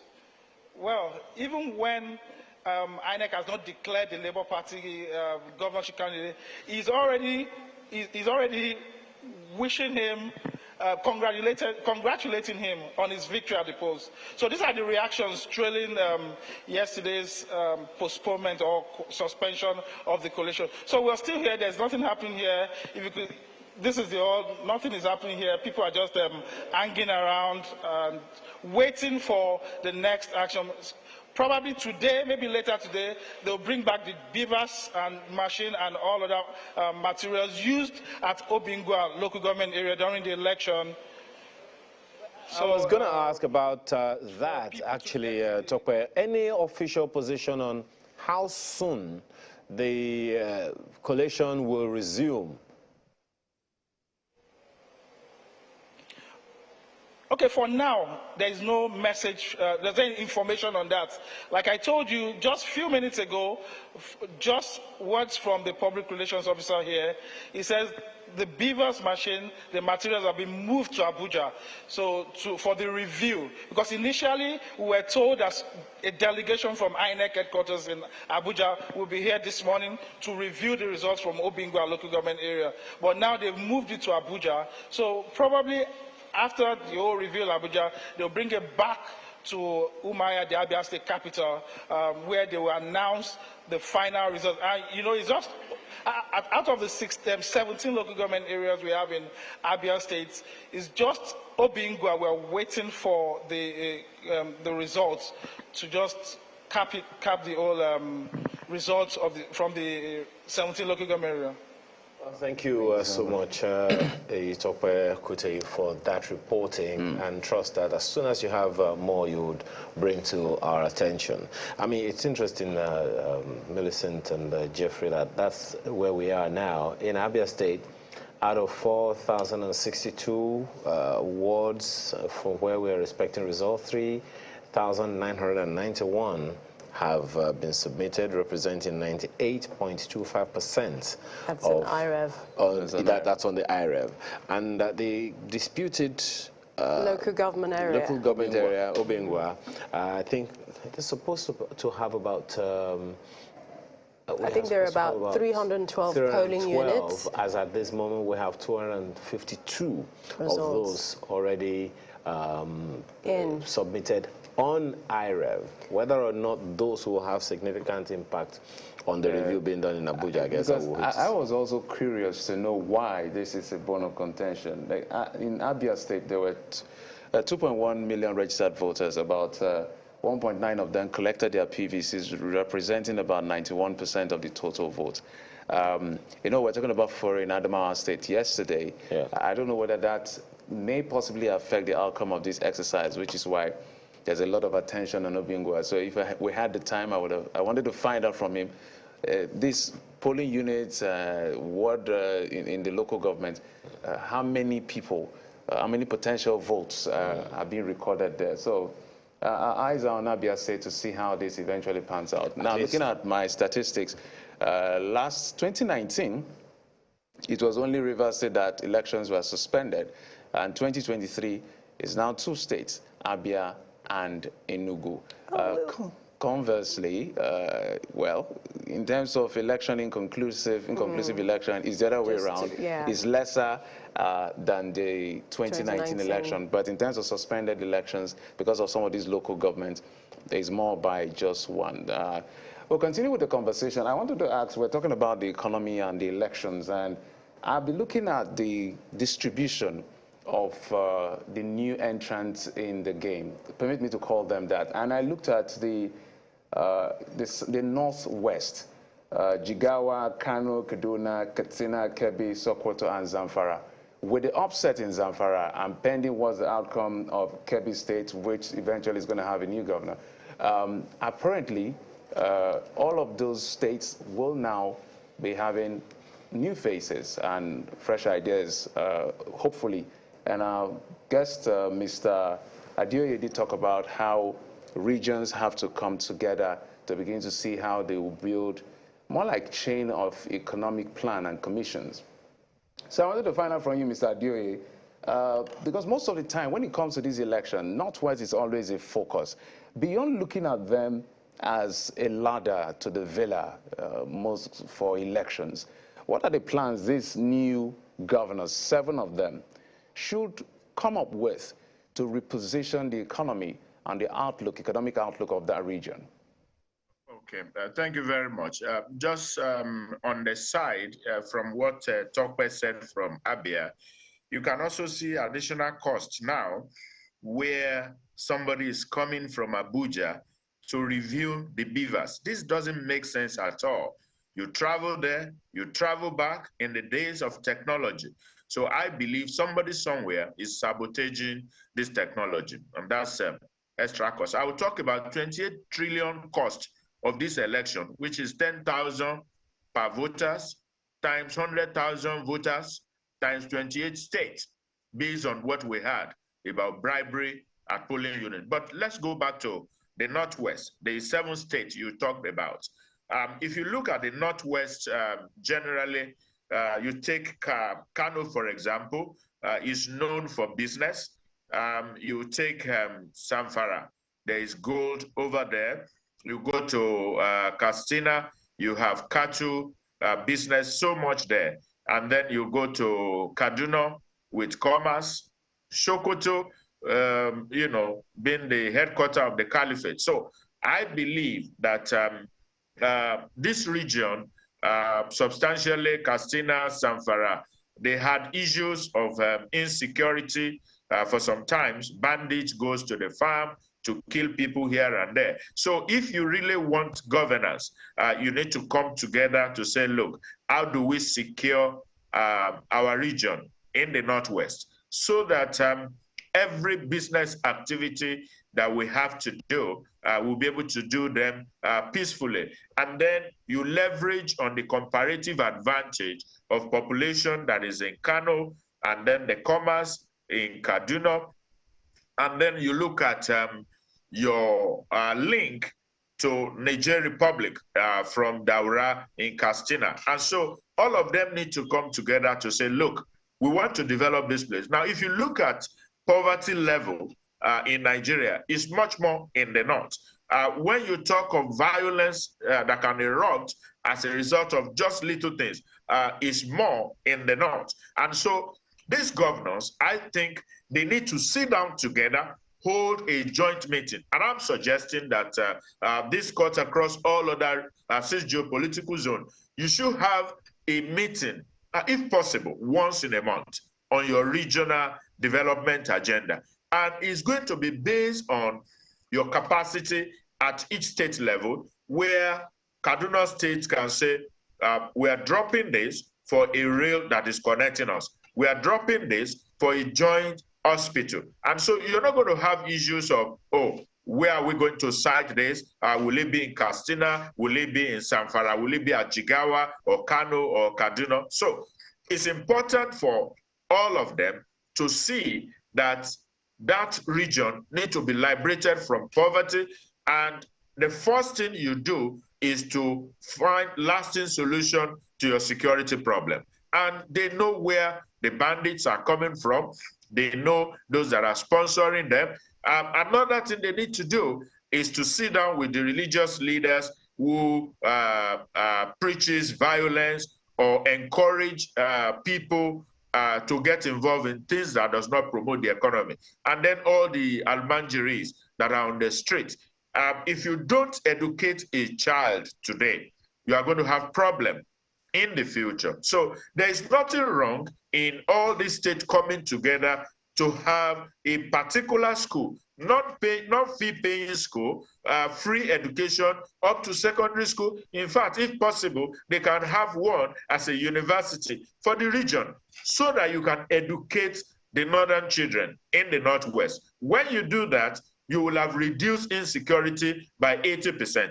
And then with those that you have trained, then you are able to create employment and employable categories of people. Then you talk about power. How can we have power in this region together? And like I said, this is applicable to every other region, even where you have mixture of APC, PDP, Labour, NNPP in the respective state. It's important for all of them. Just like my colleague Taiwo Yedele said, we have just 2 categories of people, the corrupt people in politics, and then those of us that are the general people. So the governors need to sit down together and say, we are governing the people together. We must provide infrastructure together. We must end insecurity together. We must take care of their health together. So that's what I think they need to do, regardless of the expectations my apologies, other parties who thought they could for win. butting in. You know, this proposition that you have, you know, laudable as it sounds, we've had these regional arrangements for quite a while. For instance, you are aware of DAWN, the Development Authority of Western Nigeria, for one. We have had on paper, perhaps, the Northeast Development Commission. We have had the NDDC for a number of years now. And so whether they are federal government set up or regionally set up, or even the states themselves coming together to set these things up, the question of activating them to the benefit of Nigerians, that's one of the challenges, isn't it? We've been talking about development in Western Nigeria for eons now, but getting the states to collaborate to get these things done, what's the challenge that you see, and how can we surmount them? Can I tell you the problem? The problem is actually corruption. Now, you talk about NDDC, Northeast Development, all this, that. These agencies are set up for corruption, money for the boys. That's not what I'm talking about. I'm actually talking about governors coming together, waking up and coming to their senses to say, look, now take for example, in the Southwest where I come from, what is Ekiti State doing with airports? Do they have the money? Do they have the economy? Now, in my state, Ogun State, there is a cargo airport that has just been shown to us. They've not finished. There's no building there yet. Now, and when you look at Oyo State, Seyi Makinde just launched another one. So you just see competitive spirit about what can I get from this project. And that's what you see all around. That's why you don't have proper collaboration. Every governor wants to steal money from their states. And so, pure and simple, NDDC and all of them, they are just cash cow for people to make the country. How can you validate that claim that the governors want to steal money? This claim that I have made, Ayo, you know what I'm saying is the truth. And the Bible says you shall know the truth. That's why I'm asking. I don't know. That's why I'm asking if you can validate it with just go back indeed. to the National Assembly, where they were telling them to off the mic. You get more details. Okay. About let's quickly go to take this to Abuja. Dr. Idele is also with us now and having this conversation. Well, you've heard Dr. Adeoye talk about the need to have these regional arrangements for development. Do you see it as something feasible? Thank you, Ayo. So I do see the point my brother is trying to make, but I'll try and look at it slightly differently, which is that what Nigerians want, whether they are in villages, whether they are in cities, is they want development, they want decent life and quality of living, right? So if you think about that, the impact is felt in three broad dimensions. So there is the local impact, so there is the regional impact, and then there's the national impact. So I'll say if someone is being re-elected or they just been elected as a governor, they should then prioritize what is within their control, because politicians will continue to be politicians. If it's not in their interest, they're not going to be very excited about working together with other people, even when they are from the same political party, let alone when they are from different political parties. So that might be very difficult. It may be a mountain to climb. But think about it. If you look at the multidimensional index report that was released a few months back by the Bureau of Statistics, and just look at why our people are suffering, 133 million of them, right? Education, healthcare, access to clean water. They're not asking for luxury. So I'm hoping that those who have won elections will now go back into their manifestos and do what I call a sense check, because they said so many things that some of them don't even believe in. They said many things that are not implementable. This is the time to now say, well, we've won the elections. Can we be realistic with ourselves? And then prioritize the things that really impact on the people at the very bottom of the ladder, and then develop that into a work plan that you should actually publish so that this public can hold you to account. What are you going to do? How many schools are you going to build? How many schools do we have currently that you're going to equip? How many teachers are you going to train? How many health centers would you provide? So don't go into the moon. We are not there now to be going to the moon. Just meet those basic needs, including some of those in the SDG, no hunger, so provide access to clean water, poverty reduction. So let's focus on that and prioritize it and see the progress we can make over the next 4 years. Should you then have the luxury of extra resources, or if it's within your control to be able to drive policies, because sometimes I do think that what we need for our development is not really about what government can do based on their limited resources. That is why I think that fundamentally, our economic philosophy needs to be re-examined, right? So government thinks that they're there to solve all problems and provide solutions to everything, build infrastructure, provide free education, do this and that, which they're not very efficient at doing on one hand, and then they don't have the resources to be able to do that, largely also because of corruption.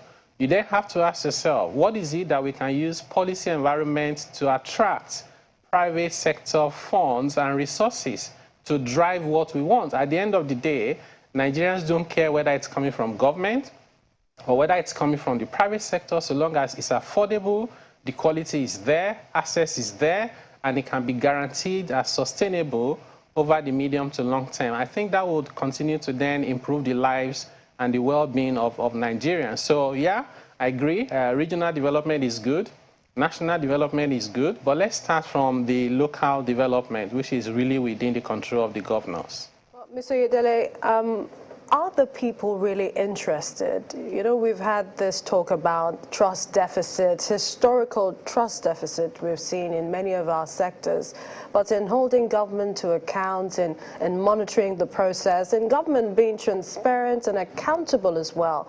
Will this election just be another where, they voted, the winner has come in, and then the people go back to sleep and wait again for another 4 years?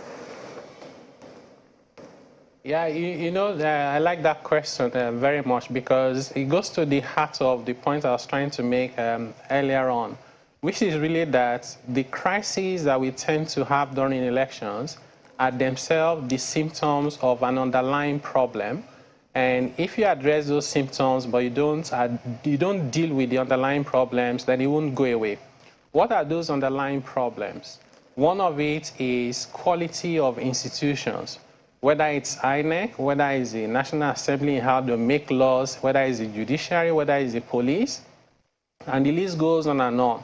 Those institutions have to be strengthened. Many of us still remember what happened in the US with Donald Trump, where many people did not agree with his style, but the system was consistent, the system was solid, and the system was sustained, despite the fact that you had someone who was there to try and challenge the status quo and do things differently. So we need to be able to then build institutions. So in Nigeria, for example, you don't have very strong audit and internal control, even in government, right?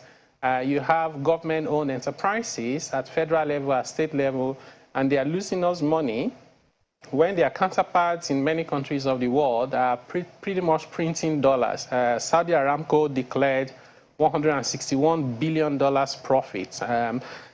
NNPC, based on my own calculation, is about 20–25% of Saudi Aramco. And what that simply means is, conservatively, we should be getting close to $40 billion from NNPC. But what do we have? We've wasted it on subsidy. We wasted it on inefficiency. Not only are we not getting the $40 billion, we are owing. Because if you ask NNPC, they will tell you that the Federation account is actually owing them money. So the question then is, what can we do to start optimizing the resources we have, including human capital, as well as natural resources and assets? Think about something like property reforms. So states, which is why sometimes when states complain about resource control, about the constitution, I'll say, well, it's almost like having a vehicle that can do 200 kilometers per hour, and you are still doing 60 kilometers per hour, and you are complaining that the speed limit is a limitation for you, but you haven't even gotten close to 200 kilometers per hour. So if you do property reforms today in Nigeria, and take any state for that matter, such that we are able to transact easily everything to do with land, property, title, transfers, businesses. People can use it for collateral to be able to borrow. You're going to open up this economy like there's no tomorrow. It will be unbelievable. And that's something that is completely within the control of a governor. You don't need regional collaboration. You don't need the federal government to support you. You don't need anybody's consent to be able to do that. Just go ahead and do it. So at the end of the day, we have to ensure that what we prioritize going forward are those things that go into the heart of what is most important to our people, particularly the vulnerable people that cannot take care of themselves. Because at the end of the day, if someone is hungry, which we have been, many Nigerians have been hungry for a few years now, if you now add anger to it because of the way we have mishandled and mismanaged this election process, you then find, a man that is hungry and angry becomes irrational. And if care is not taken, we're going to be managing crisis of how do we just get back to where we were before the election. And I hope that will not be the case. But I think this goes beyond hoping and praying. We have to take concrete steps, starting with our leaders in terms of their rhetorics, the messages they put out there, but even more importantly, how they act, because they say actions speak louder than voice. Mr. Adoye, you mentioned corruption, just when Jeff asked you a question. Do you think that perhaps our institution, this is for Mr. Adoye now, our institution perhaps fuels that, and this is aids and abets leaders who perhaps might not even want to be corrupt, but then they probably have no choice than to? If the fish want to get rotten, it starts from the head. So I would say that if we really want the trust of the people, it starts from how do you get people into office. And I will talk about two positions. One, those that are elected, and two, those that are appointed. I did a calculation this morning, and when I heard that politicians were giving about 10,000 naira to voters, and I also know that not all voters can be seduced or lured into voting by paying them. But I say, okay, let's take an average of 100,000 voters accepting, because like my colleague said, people that are hungry, in order not to be angry, they probably take this 10,000. So if you take 100,000 voters from the 28 states where we had the governorship election, and on the average of 10,000 naira, that's about 28 trillion. And that is more than the budget of Nigeria this year. Now, so those people who get into office by spending these large sums of money, we have to watch them carefully to ensure that all loopholes where they can steal, over-invoicing of contracts, services, road projects. If they say they've done 10 kilometers, we need to be sure it's 10 kilometers, the width, the breadth. So I think civil societies, anti-corruption agencies, and indeed all Nigerians that will be affected, we need to be on the lookout, to watch out, because they want to recoup this money back. The second one is appointment. You talk about agencies that sometimes they probably aid those that are in government. Actually, you attract your kind into your camp. Permit me to use that word. When you're appointing people, if you are not interested in becoming corrupt, then you have to seek professionals with track records.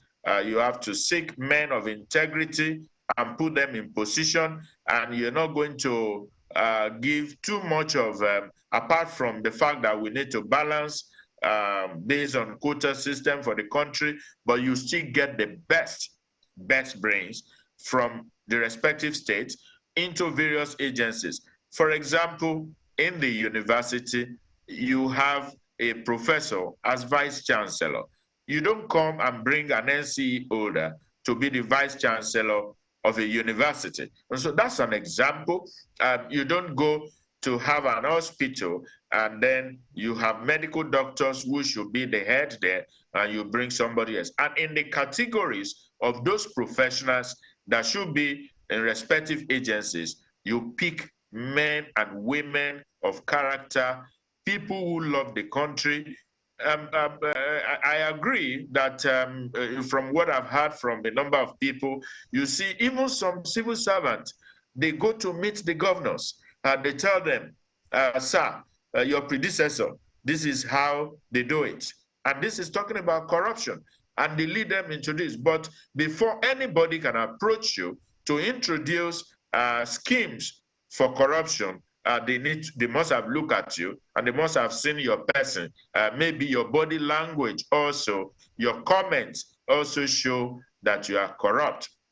And so I believe we still have men that have not bowed to bars in terms of people of integrity. We still have in the country. And so I want to charge them, both governors and the president at the federal level, whoever is inaugurated as president eventually, now addressing the president-elect now, to select people that are credible, people that are intelligent, people who have integrity, who will not even corrupt he himself. And then this applies to states. That's my thinking about this.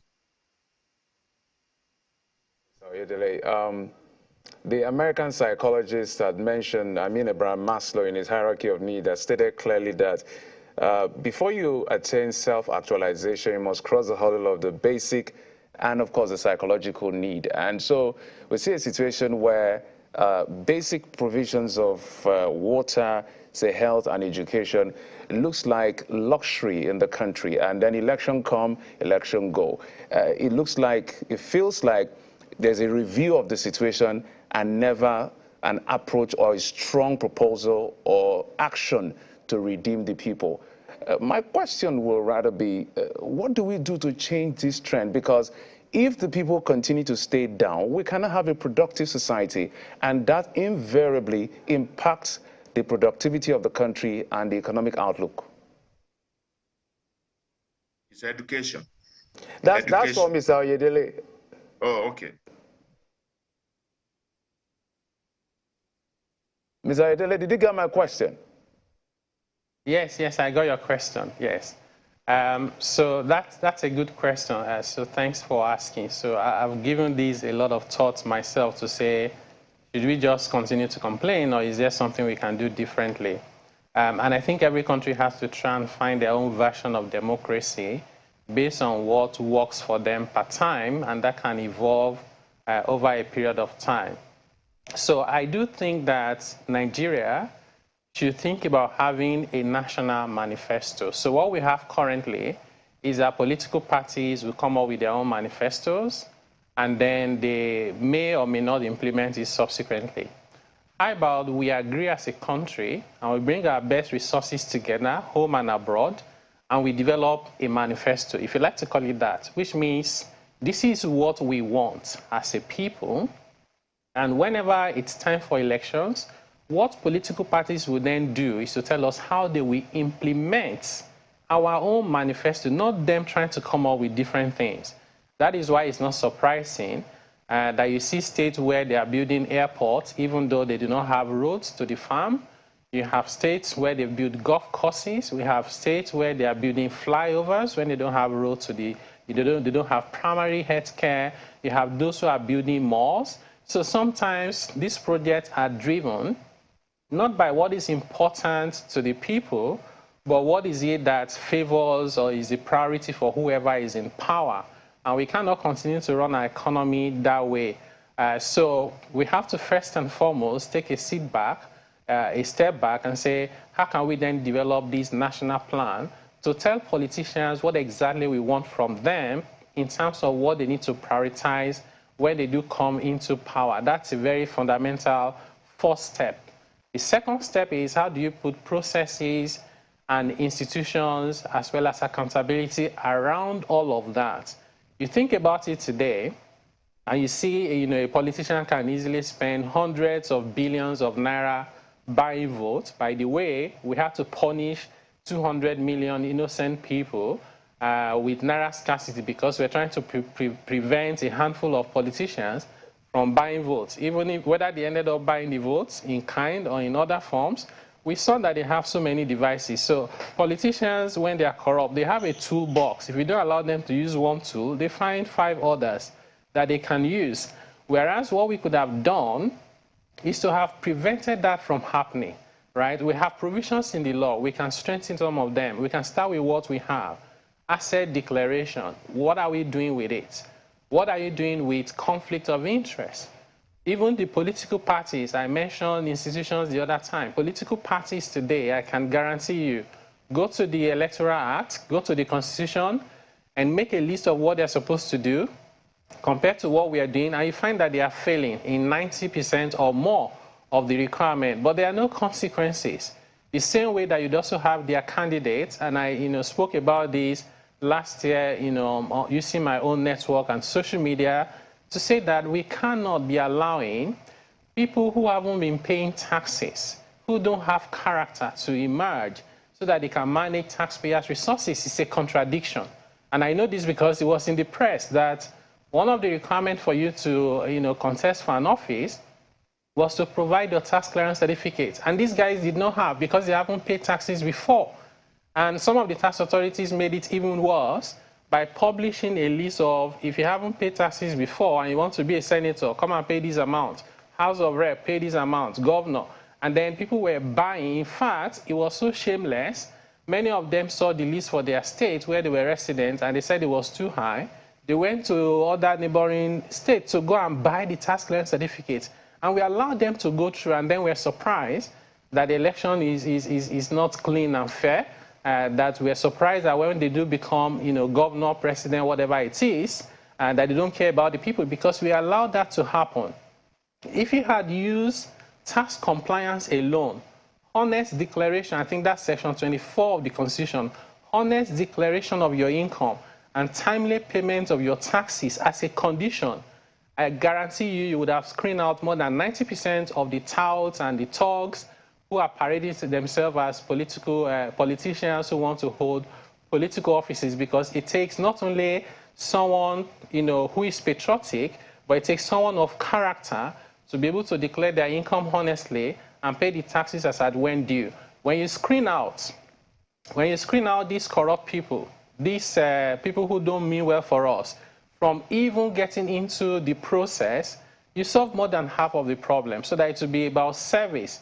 It will be people who have something to offer, something to give, and therefore we can then develop an accountability process around that to monitor what they are doing. Who are you awarding contracts to? Are they related to you directly or indirectly? What are issues to do with conflict of interest? What is the process for making your decision? Can we have transparency so that if you have a contract, the whole bidding process can be published, and you see who got the awards, how much it is that is costing us, what are the options, what else could we have done with the money, or who else was there to compete in trying to get the contract. Once you put transparency in place, it makes it not impossible, but extremely difficult for people to steal. And if there's no longer the incentive of stealing easily, almost without any consequences, then the attractiveness of political offices and the desperation to get there by all means will begin to die down. And then we can start having meaningful conversation about ideologies, about philosophies. We don't debate whether we want to bring people out of poverty. We debate how we want to do that. And I'll say I align with Party A because of their philosophy and their approach, whereas I disagree with Party B. So I think we're still far from that point, and I hope that journey will start sooner rather than later. Let's get back to Mr. Adioye. He's mentioned a lot of things, but one of the things I took from his comment is the fact that we need a unified vision. So in your proposal, if you will, in terms of a national economic vision, what are the core areas? Because he's mentioned that government can't do everything. More from what I understand from him is the players. I'm talking about the politician. If we're able to design this national economic vision, if we have one, or if we can design one across party lines, across regional lines, anybody can come, say he's trying to run for office, and come with different ideas, but the same vision. How can we make this happen? Is it even possible in the Nigeria of today? Because looking at what happened in the election with ethnic bigotry and all the divisions we see, and the fault lines and the trust deficit, is it even possible? Because to sit down and design a national economic vision, ideally, it should be possible, because that doesn't have respect for whether you're a political party A or B. The economy doesn't have respect for all of that. But the people that are running it have to be responsible enough to carry out this task. So is it possible to come together to design a national economic vision that people can come with ideas and say, this is how I think we can get this vision running and actualized? Oh, yes. I believe that we have enough documents on what should be the vision. The first is to look at the World Bank 8 agenda for good governance. And I believe that all these governors, the president, everyone, they know about this. We take that being the first thing to focus on, which has to do with efficiency and effectiveness, rule of law, transparency and accountability, and so on. Now, if you now look at government inadequacy and lack of capacity in terms of fund to do all that we need. Now, if you look at United States of America, for example, big economy, but majorly in the hands of private individuals. So I would say that if you want, we can have a vision to say we have one program on ease of doing business, such that you can predict what is going to happen to you when you come to do business in Nigeria. There have been a couple of investors that have come to a particular state after staying for a few months. Is either they have problem getting land, problem getting title documents, all sorts of multiple taxes, non-state actors collecting taxes. I'll give you an example. If you have a commercial vehicle, you have numerous documents that does not make sense, which ought to have been synchronized into licensing platforms. So as a country, we need to come to our senses and say, look, we know that government cannot do everything. And so how do we promote the private investors? How do we attract both local and foreign direct investment? What we find so far is that those who ought to invest in the country, they take their money out of the country to a place they feel is safe. But of course, if you have a vision on ease of doing business, you see that from all over the world, investors will come into your country. For example, if you liberalize power sector, and you know that people will invest there, and then there will be competitive pricing, just like what happened in telecommunications. So I would say that we need to have a roundtable discussion on ease of doing business, on how to end multiple taxation, and like my colleague mentioned earlier, when you have people who do not pay taxes, they are not compliant, they are just paying taxes a year before election. If they are not in government, I think we'll be able to get something like the Nigerian Bar Association used to do. If you want to be a notary public, 7 years consecutively, you must not fail in paying your bar practicing fee at 31st March. So if you pay in April of 1 year, that year will be cancelled in counting the number of years you have been called to bar. So we can do that for people coming into office. So before you can now begin to pursue people and say, let's pay our taxes for development, you are part of those who pay taxes. So I will focus rather on ease of doing business to attract investment, and then let's see how we can tackle anti-corruption for those projects that are in the hands of the government. Dr. Edele, you talked about systems the other time, and I was pleased you also mentioned that it's people that run the systems. So I would like you to ruminate on this for a bit after a commercial, that after some messages you want to put out that you will come and address, which is, how do we create systems when right now, as you previously mentioned, we do not have those systems? I think it was Dr. Edele that also Dr. Adeoye that also mentioned that, look, we need to create a vision. And Jeffrey asked you a question around, asked Dr. Adeoye a question around that. How do we come up with these things so it's not just talk shop? It's actually a focused conversation heading somewhere. We'll take those up when we return from this break. Please stay with us.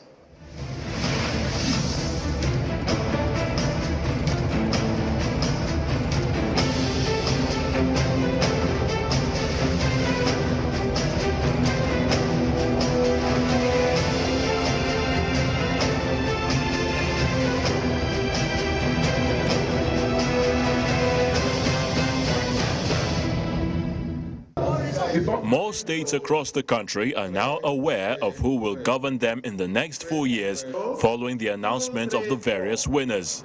That's Obo Rewori Sheriff Francis Orewedo of the PDP, having satisfied the requirements of the law, is hereby declared the winner and is returned elected.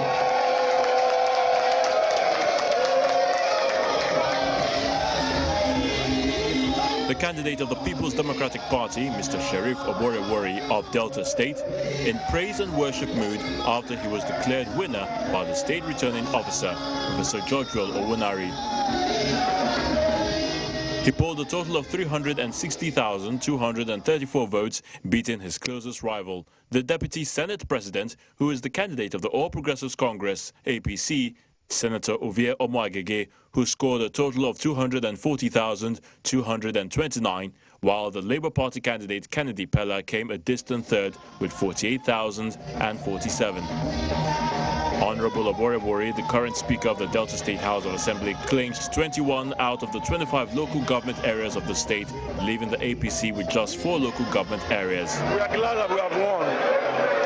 I want a peaceful state, and I'm calling on my former opponents to come together so that we can work together and to rebuild this state.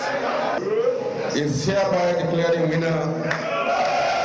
Another South state of Cross River, Senator Basi Otu of the All Progressives Congress, APC, was declared winner of the governorship race with a total of 258,619 votes, defeating his closest opponent, Senator Sandy Ono of the People's Democratic Party, who pooled a total vote of 179,636. The All Progressives Congress won in 15 local government areas of Cross River State out of 18 results declared by INEC in Calabar. I'm happy. I believe that the highest call in this world is when your people want you to serve them. And I think I'm very happy, and I thank God for today. In Ebonyi State, southeast Nigeria, INEC declared APC candidate Mr. Francis Umufuru as governor-elect for the state. The APC candidate, who is the current Speaker of the State House of Assembly, polled a total of 199,131 votes, putting the People's Democratic Party candidate Ifeanyi Odi in second position with 80,191 votes, and Professor Ben Odo of the All Progressives Grand Alliance Abia, who came in third with 52,189 votes.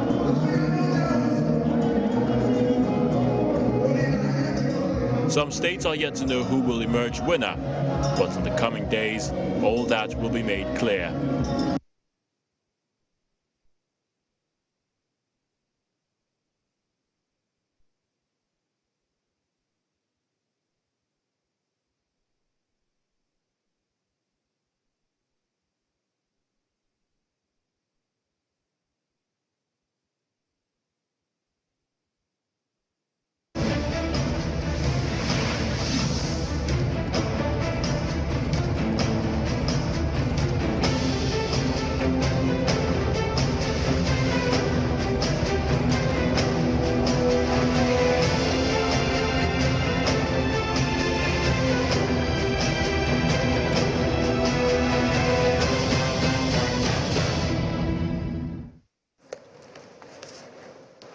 We're still the 2023 Verdict State Election Studios, and we've been bringing you all the reports as they come, including the developments that are coming from the various states, the declarations of the results, the reactions to those results. They have been coming in.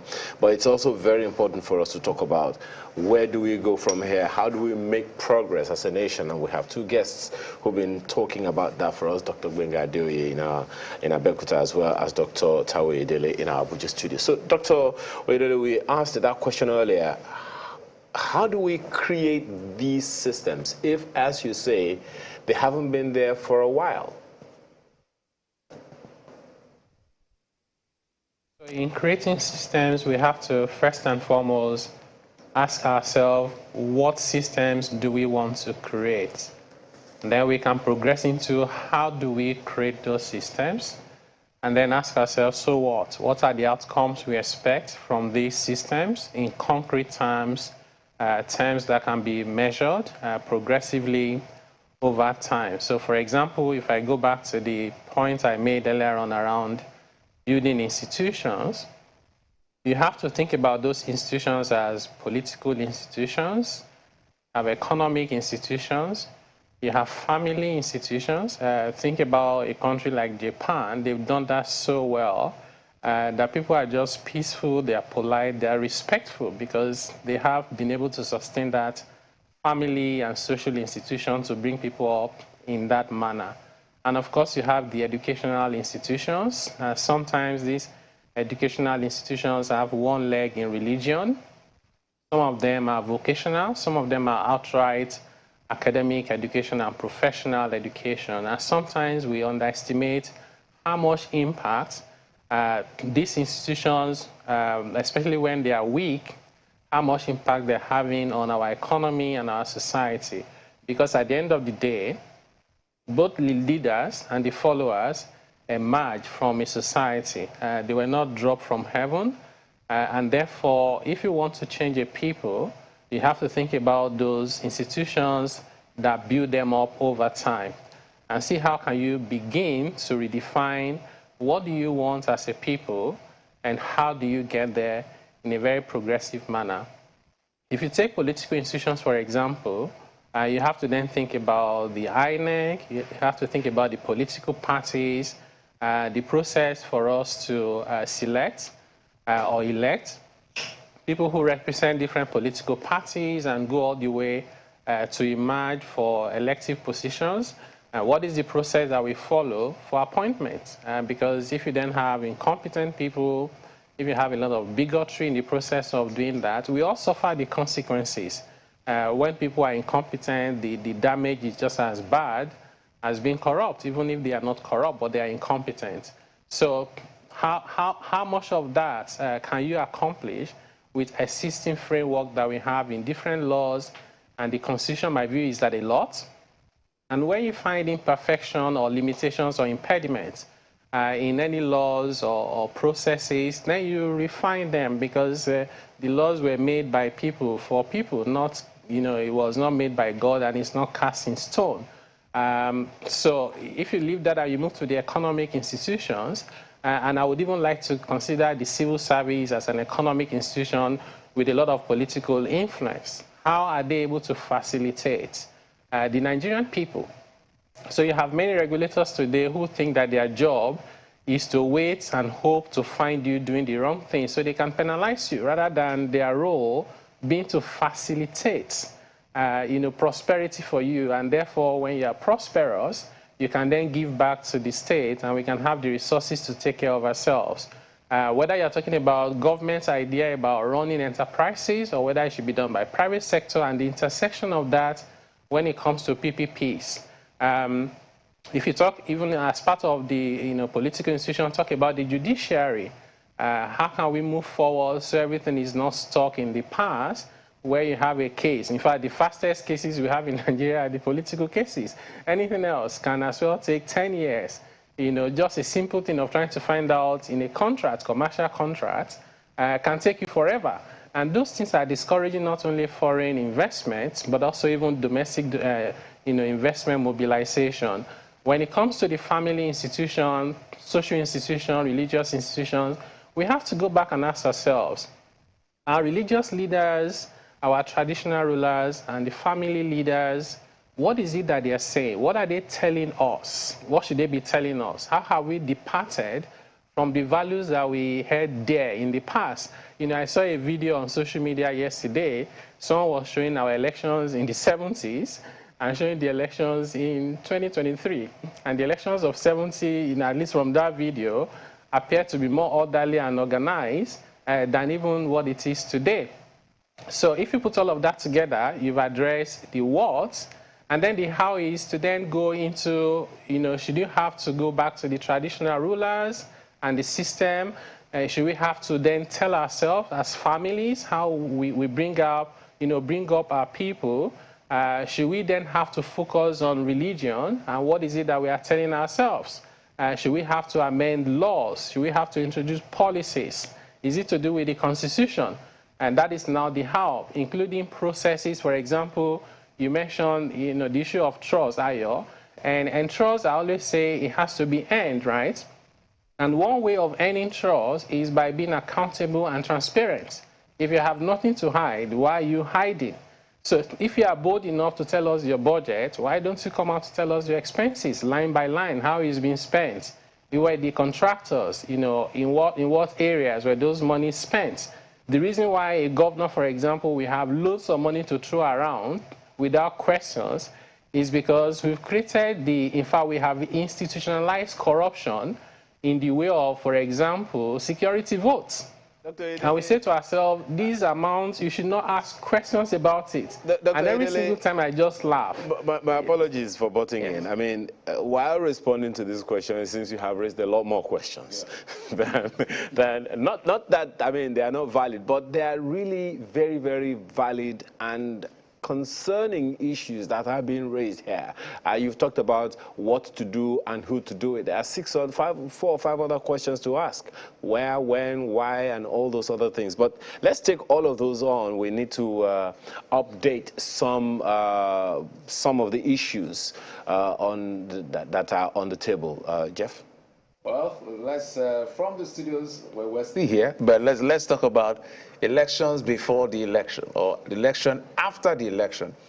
Do remember that the National Assembly election was held on the 25th for the presidential election.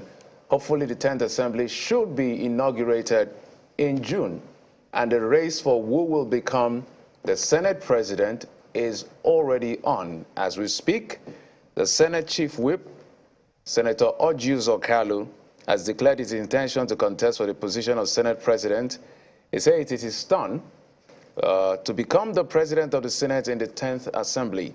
He was speaking to journalists at the National Assembly this morning. He is asking the All Progressives Congress to zone the seat to Abia North Senatorial District. He said with this position as Chief Whip of the 9th Senate, he is the most ranking senator from the Southeast and therefore deserves the position. APC has not officially zoned the seat of the leadership of the Senate in the National Assembly for the 10th Assembly. Some federal lawmakers-elect have unofficially indicated interest in running for the leadership positions in the bicameral chamber, but we're talking about the Senate, including senators like Godswill Akpabio, Sani Musa, and Senator Jibril Barrow. It's not clear at the moment if the current Senate President, Ahmed Lawan, will be running for the top position in the next assembly. Also, Senator-elect and current governor of Ebonyi State is also running for the position of Senate President. Well, I mean, what else can we say really to all these things? At the end of the day, it's just one person that's going to occupy that seat, but that's not the only one. We're also expecting that some people will talk about the House of Representatives. Indeed, it's good to see, you know, all of that coming in. Some would say it's the beauty of democracy. But then this is going to Bauchi. Bauchi, of course, the Independent National Electoral Commission Monday declared Governor Bala Mohammed of the People's Democratic Party winner of that election. So the governor returned. However, for the All Progressives Congress governorship candidate in the state, he's rejected the result of that election, insisting that it was not a true reflection of the wishes of the people. He claims that there was primitive violence in several local government areas of the state. He also cited instances where the All Progressives Congress supporters and agents were intimidated and harassed in polling units as well as collation center. Air Marshal Sadiq appealed to supporters to remain calm. He says he's also consulting with his party and stakeholders on the next line of action.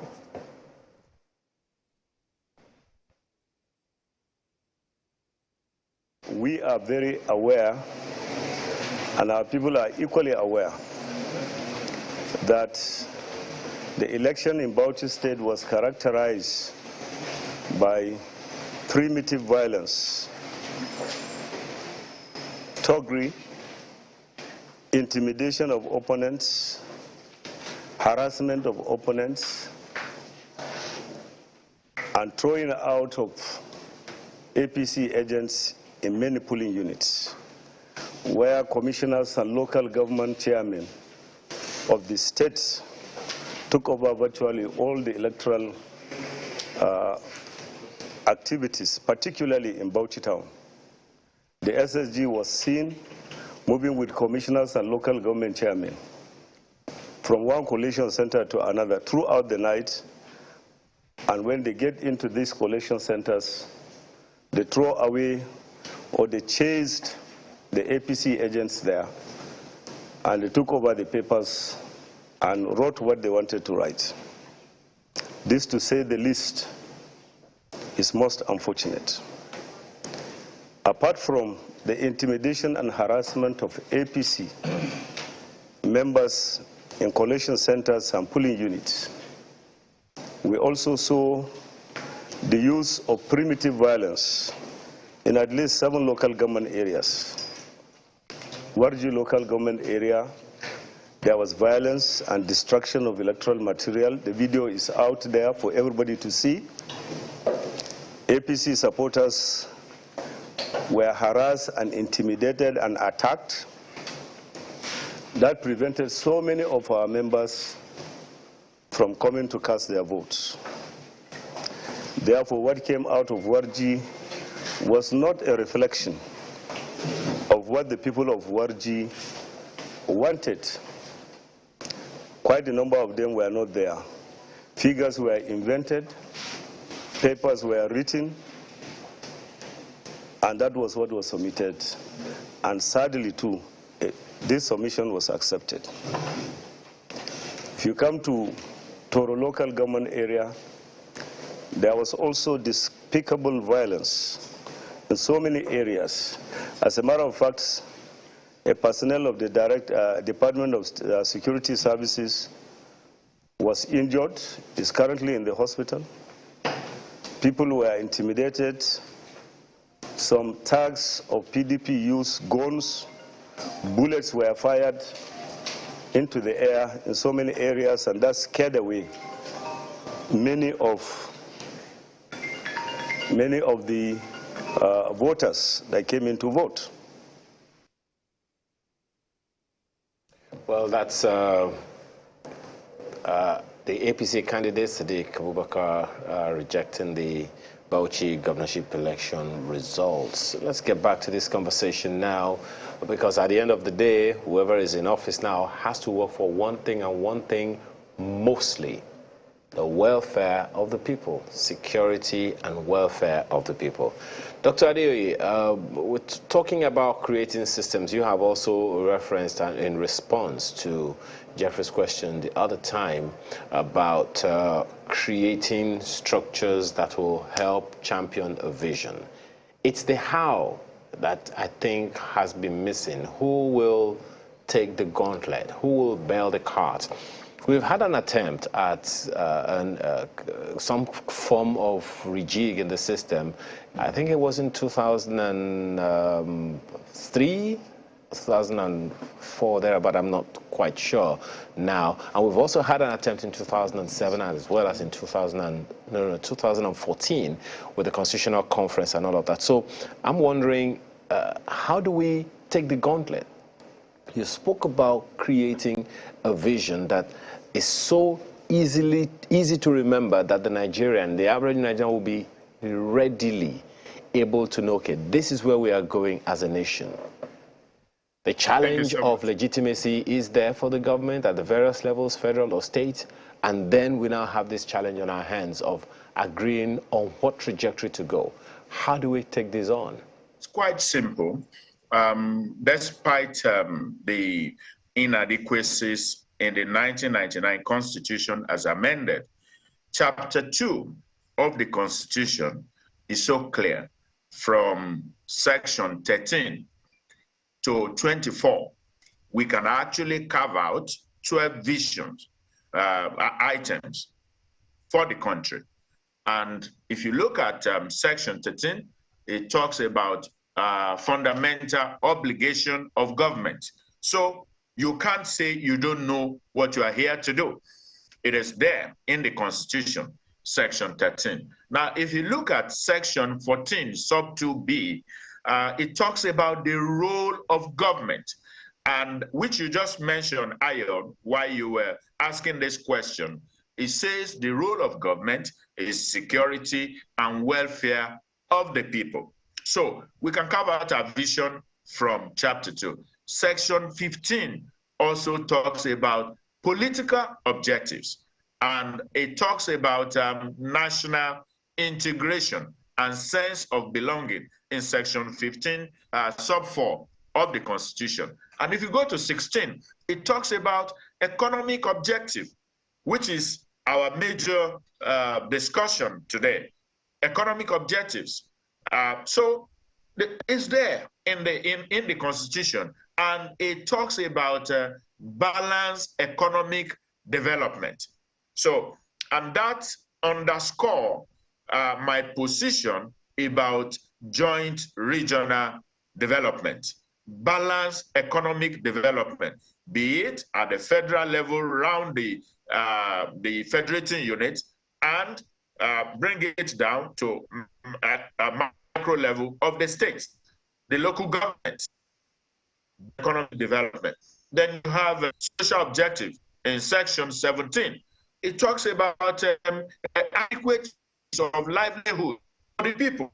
Just like Taiwo mentioned the other time, we are not asking for too many things: food, water, electricity, road, healthcare, access to healthcare.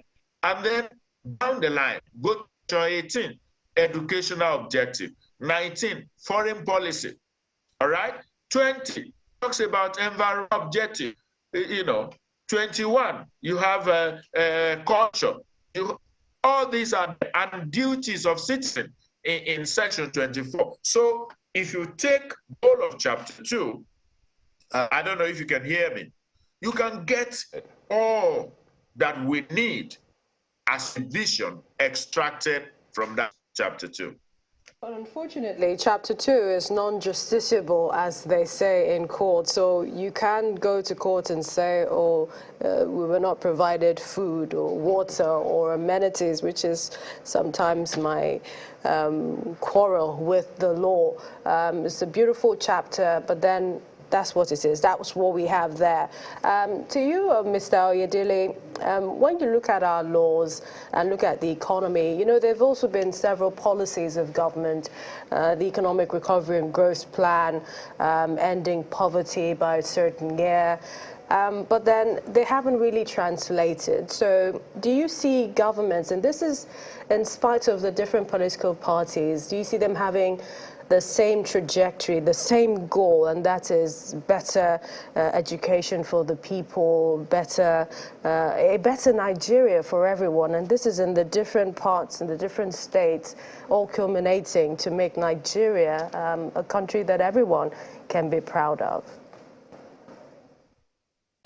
Yeah, so if you look at our various economic plans, even from pre-colonial era, all the way to this current republic, and there have been so many of them. One thing you find, in fact, you can take Vision 2020, and it will be relevant today. And that was developed over 20 years ago.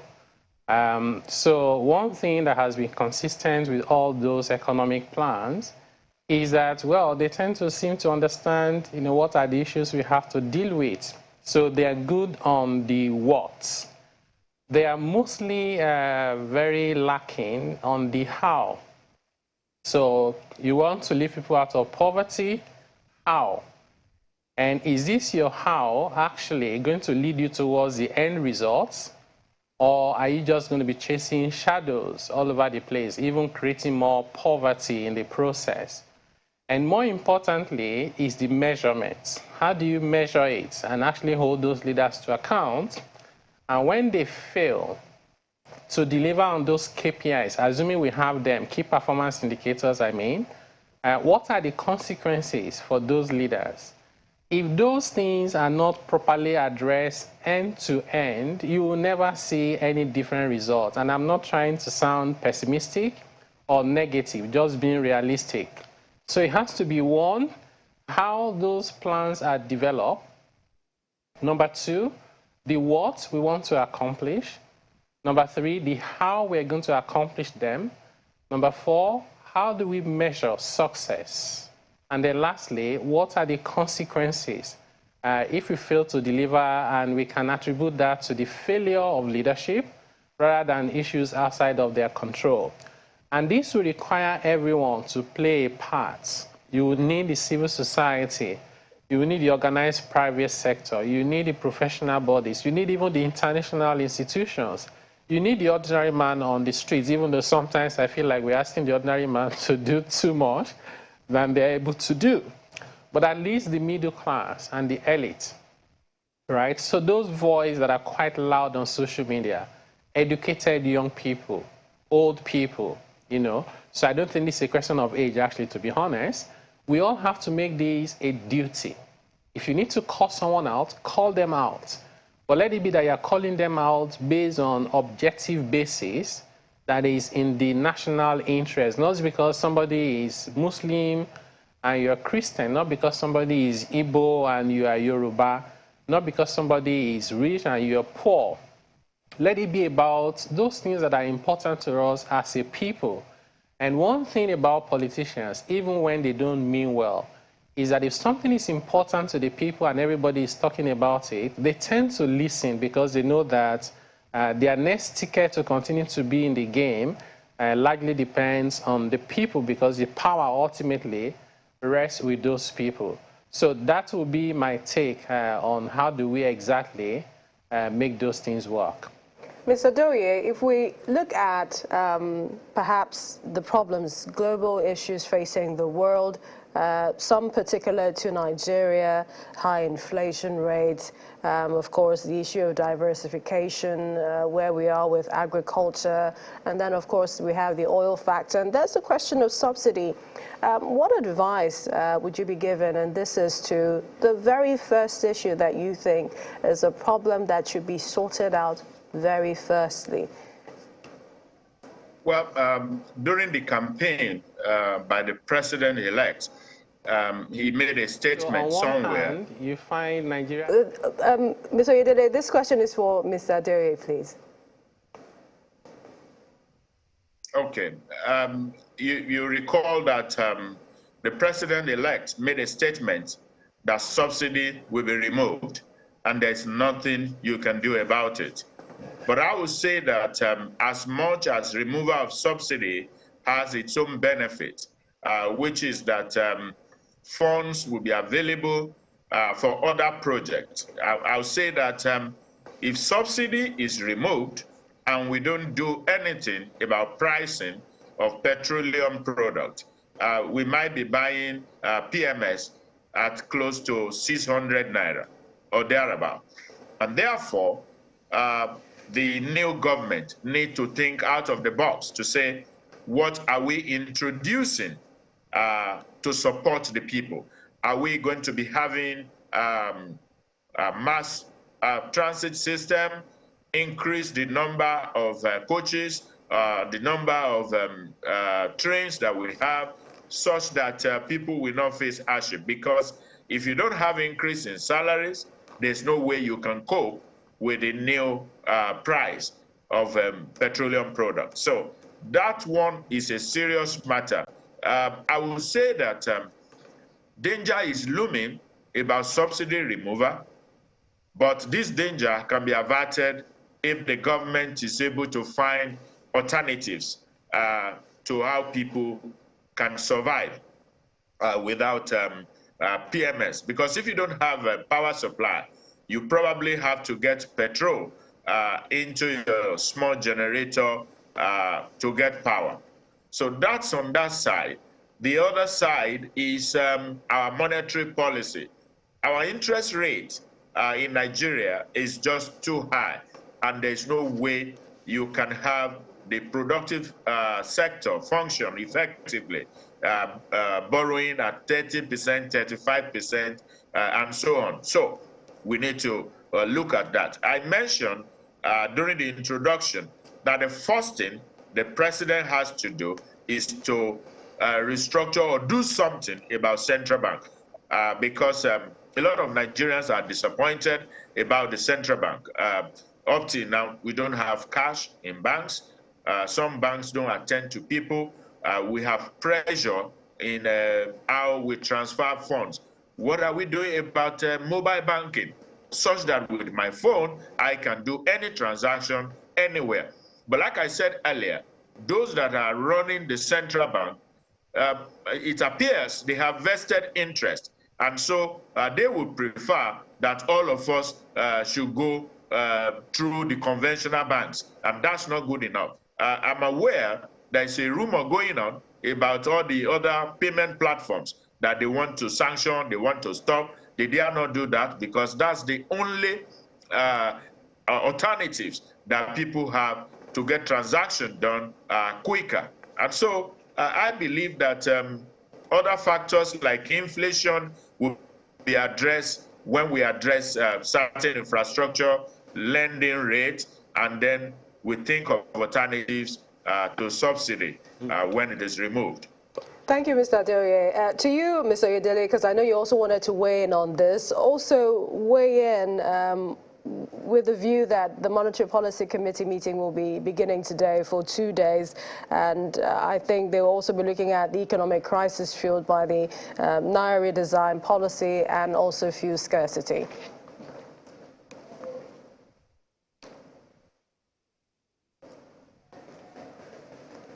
All right, we might come back to Mr. Oyedele, who's in Abuja studio. Yeah, Mr. Adeoye, if he I wanted to weigh actually follow on up on some of the things that he said in response to your question. One of which is the fact that very, very quickly, because I know that we have some other things to do. The question of the vision statement that was mentioned there, the question, should have a thing or two to do with who will do what, because at the end of the day, ministers in office now may not be there in another 4 years or 8 years from now, and if they do not know what is going on at this current time, how do they sustain something that they are not aware of? If you can deal with that, Dr. Adeoye, in just 2 minutes, maybe just 1 minute, 1 or 2 minutes, because we have some to cover something. Constitution is supreme. I refer us to section 13 to section 24, which is the chapter 2 of the Constitution.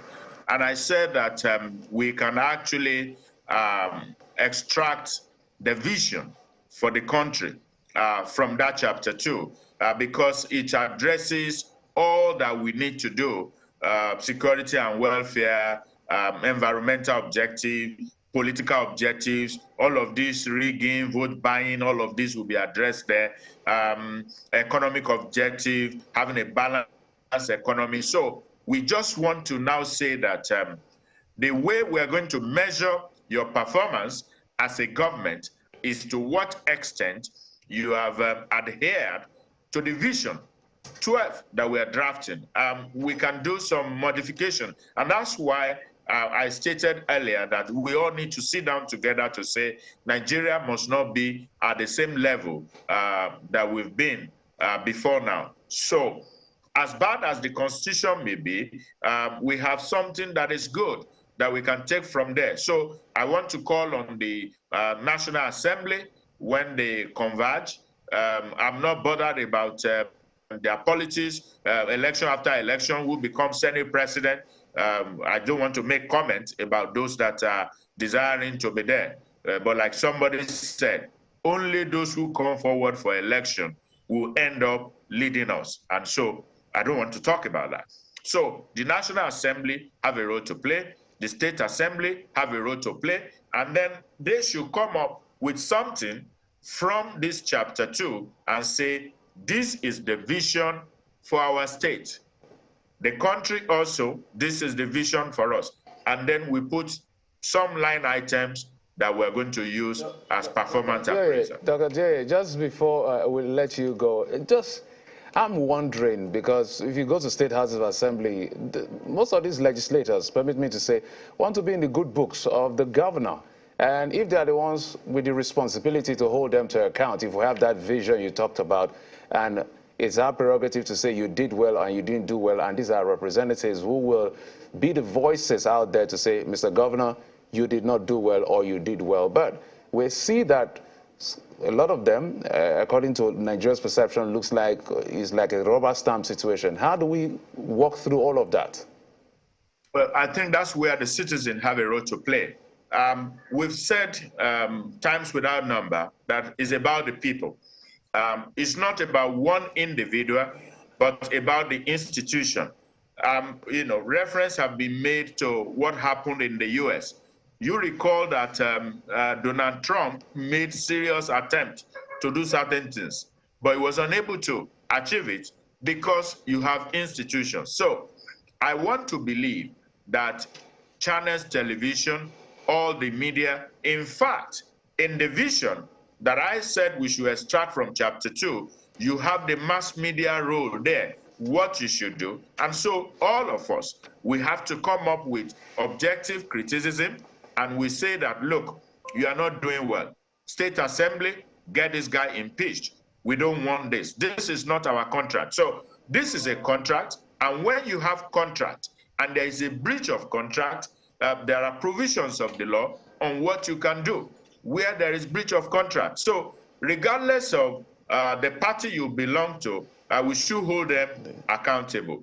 And all of this, the rubber stamp you talk about, is because of corruption. And so citizens must rise up, professionals must rise up, lawyers, accountants, bankers, civil society, the media, you channels, you must come out to say, look, so-so-so state claim to have done so-so-so project for 100 billion. But this is what they have done. And so let the people begin to ask questions. So that's what I think. On their own, they may not do well because of the kind of people that are in position. But if we rise up, we can control them, and probably they may change towards our desires. All right, we're taking the news at the top of the hour, 12 o'clock. Mr. Oyedele, let's get your final thoughts. And this is also considering the MPC, second day today, your expectations, and this is also as you see us moving the economy ahead. Yes, thank you. So I do think that we have to address the economic distortions. I think three major ones are the subsidies, particularly the first subsidy, you have the FX, and then you have electricity. I share a different view to Dr. Adeoye on the first subsidy. If you look at it today, some estimates have it from NMPC that our consumption is close to 80 million liters per day. When the price of crude oil was so low that there wasn't any subsidy, our consumption was around 33 million liters. So that tells you there's a lot of inefficiency and leakages. And the number one demand on our FX today is importation of fuel products. About 31% of our FX demand is going to that. If you remove the subsidy, what's going to happen is the consumption will come down to the real amount, and the demand on FX will reduce, especially if you then on top of that address oil theft. What will happen is Naira will strengthen. The market today has priced in the parallel market rate, not the CBN rate. If you then do that and Naira strengthen, imported inflation will come down. My own analysis is actually that Nigerians will be better off in terms of cost of living, standard of living than they are now currently. Plus, you're able to then create employment across the value chain. Now, on the FX and the Monetary Policy Committee meetings, even though inflation had gone up marginally based on the latest report, I would blame that mostly on the central bank itself in how the Naira redesign and scarcity has been managed or not well managed. Because if you have to pay to buy Naira before you can buy goods and services, you are fueling inflation. So my recommendation to them would be not to further increase rates, because we're going to make it even harder for the common economy to be able to record some decent growth. We should rather then watch and try and address the issues around the Naira scarcity, while we then develop a plan to progressively harmonize Naira exchange rates so that we have just one rate. The good thing is that the leading presidential candidate and the president-elect all said they wanted to do fuel subsidy removal, and they want to harmonize FX, and they seem to also have some plan around electricity. If we can address those three, while also at the same time trying to build institutions, we can then begin to set Nigeria on the right path to that country where we can all be proud of. It's your time, gentlemen. We've been speaking to Mr. Taiwo Yedere, Fiscal Policy Partner and Africa Tax Leader at PricewaterhouseCoopers. Thanks very much for joining us. And also Dr. Olugbenga Adeoye, Chartered Accountant, who joined us from Abeokuta virtually. Thank you, gentlemen. Thank you so much for joining us on the 2023 verdict. So it's time for us to take a short break right now. A short news break. Yes. Short news break, yeah. The news is back, by the way. Yeah. It never went anywhere. We've always been taking news. No, you know what I mean. No, I don't know what you mean. We're back after now. Please. Our correspondent, right Olumide Macaulay. We'll be back. Stay with us.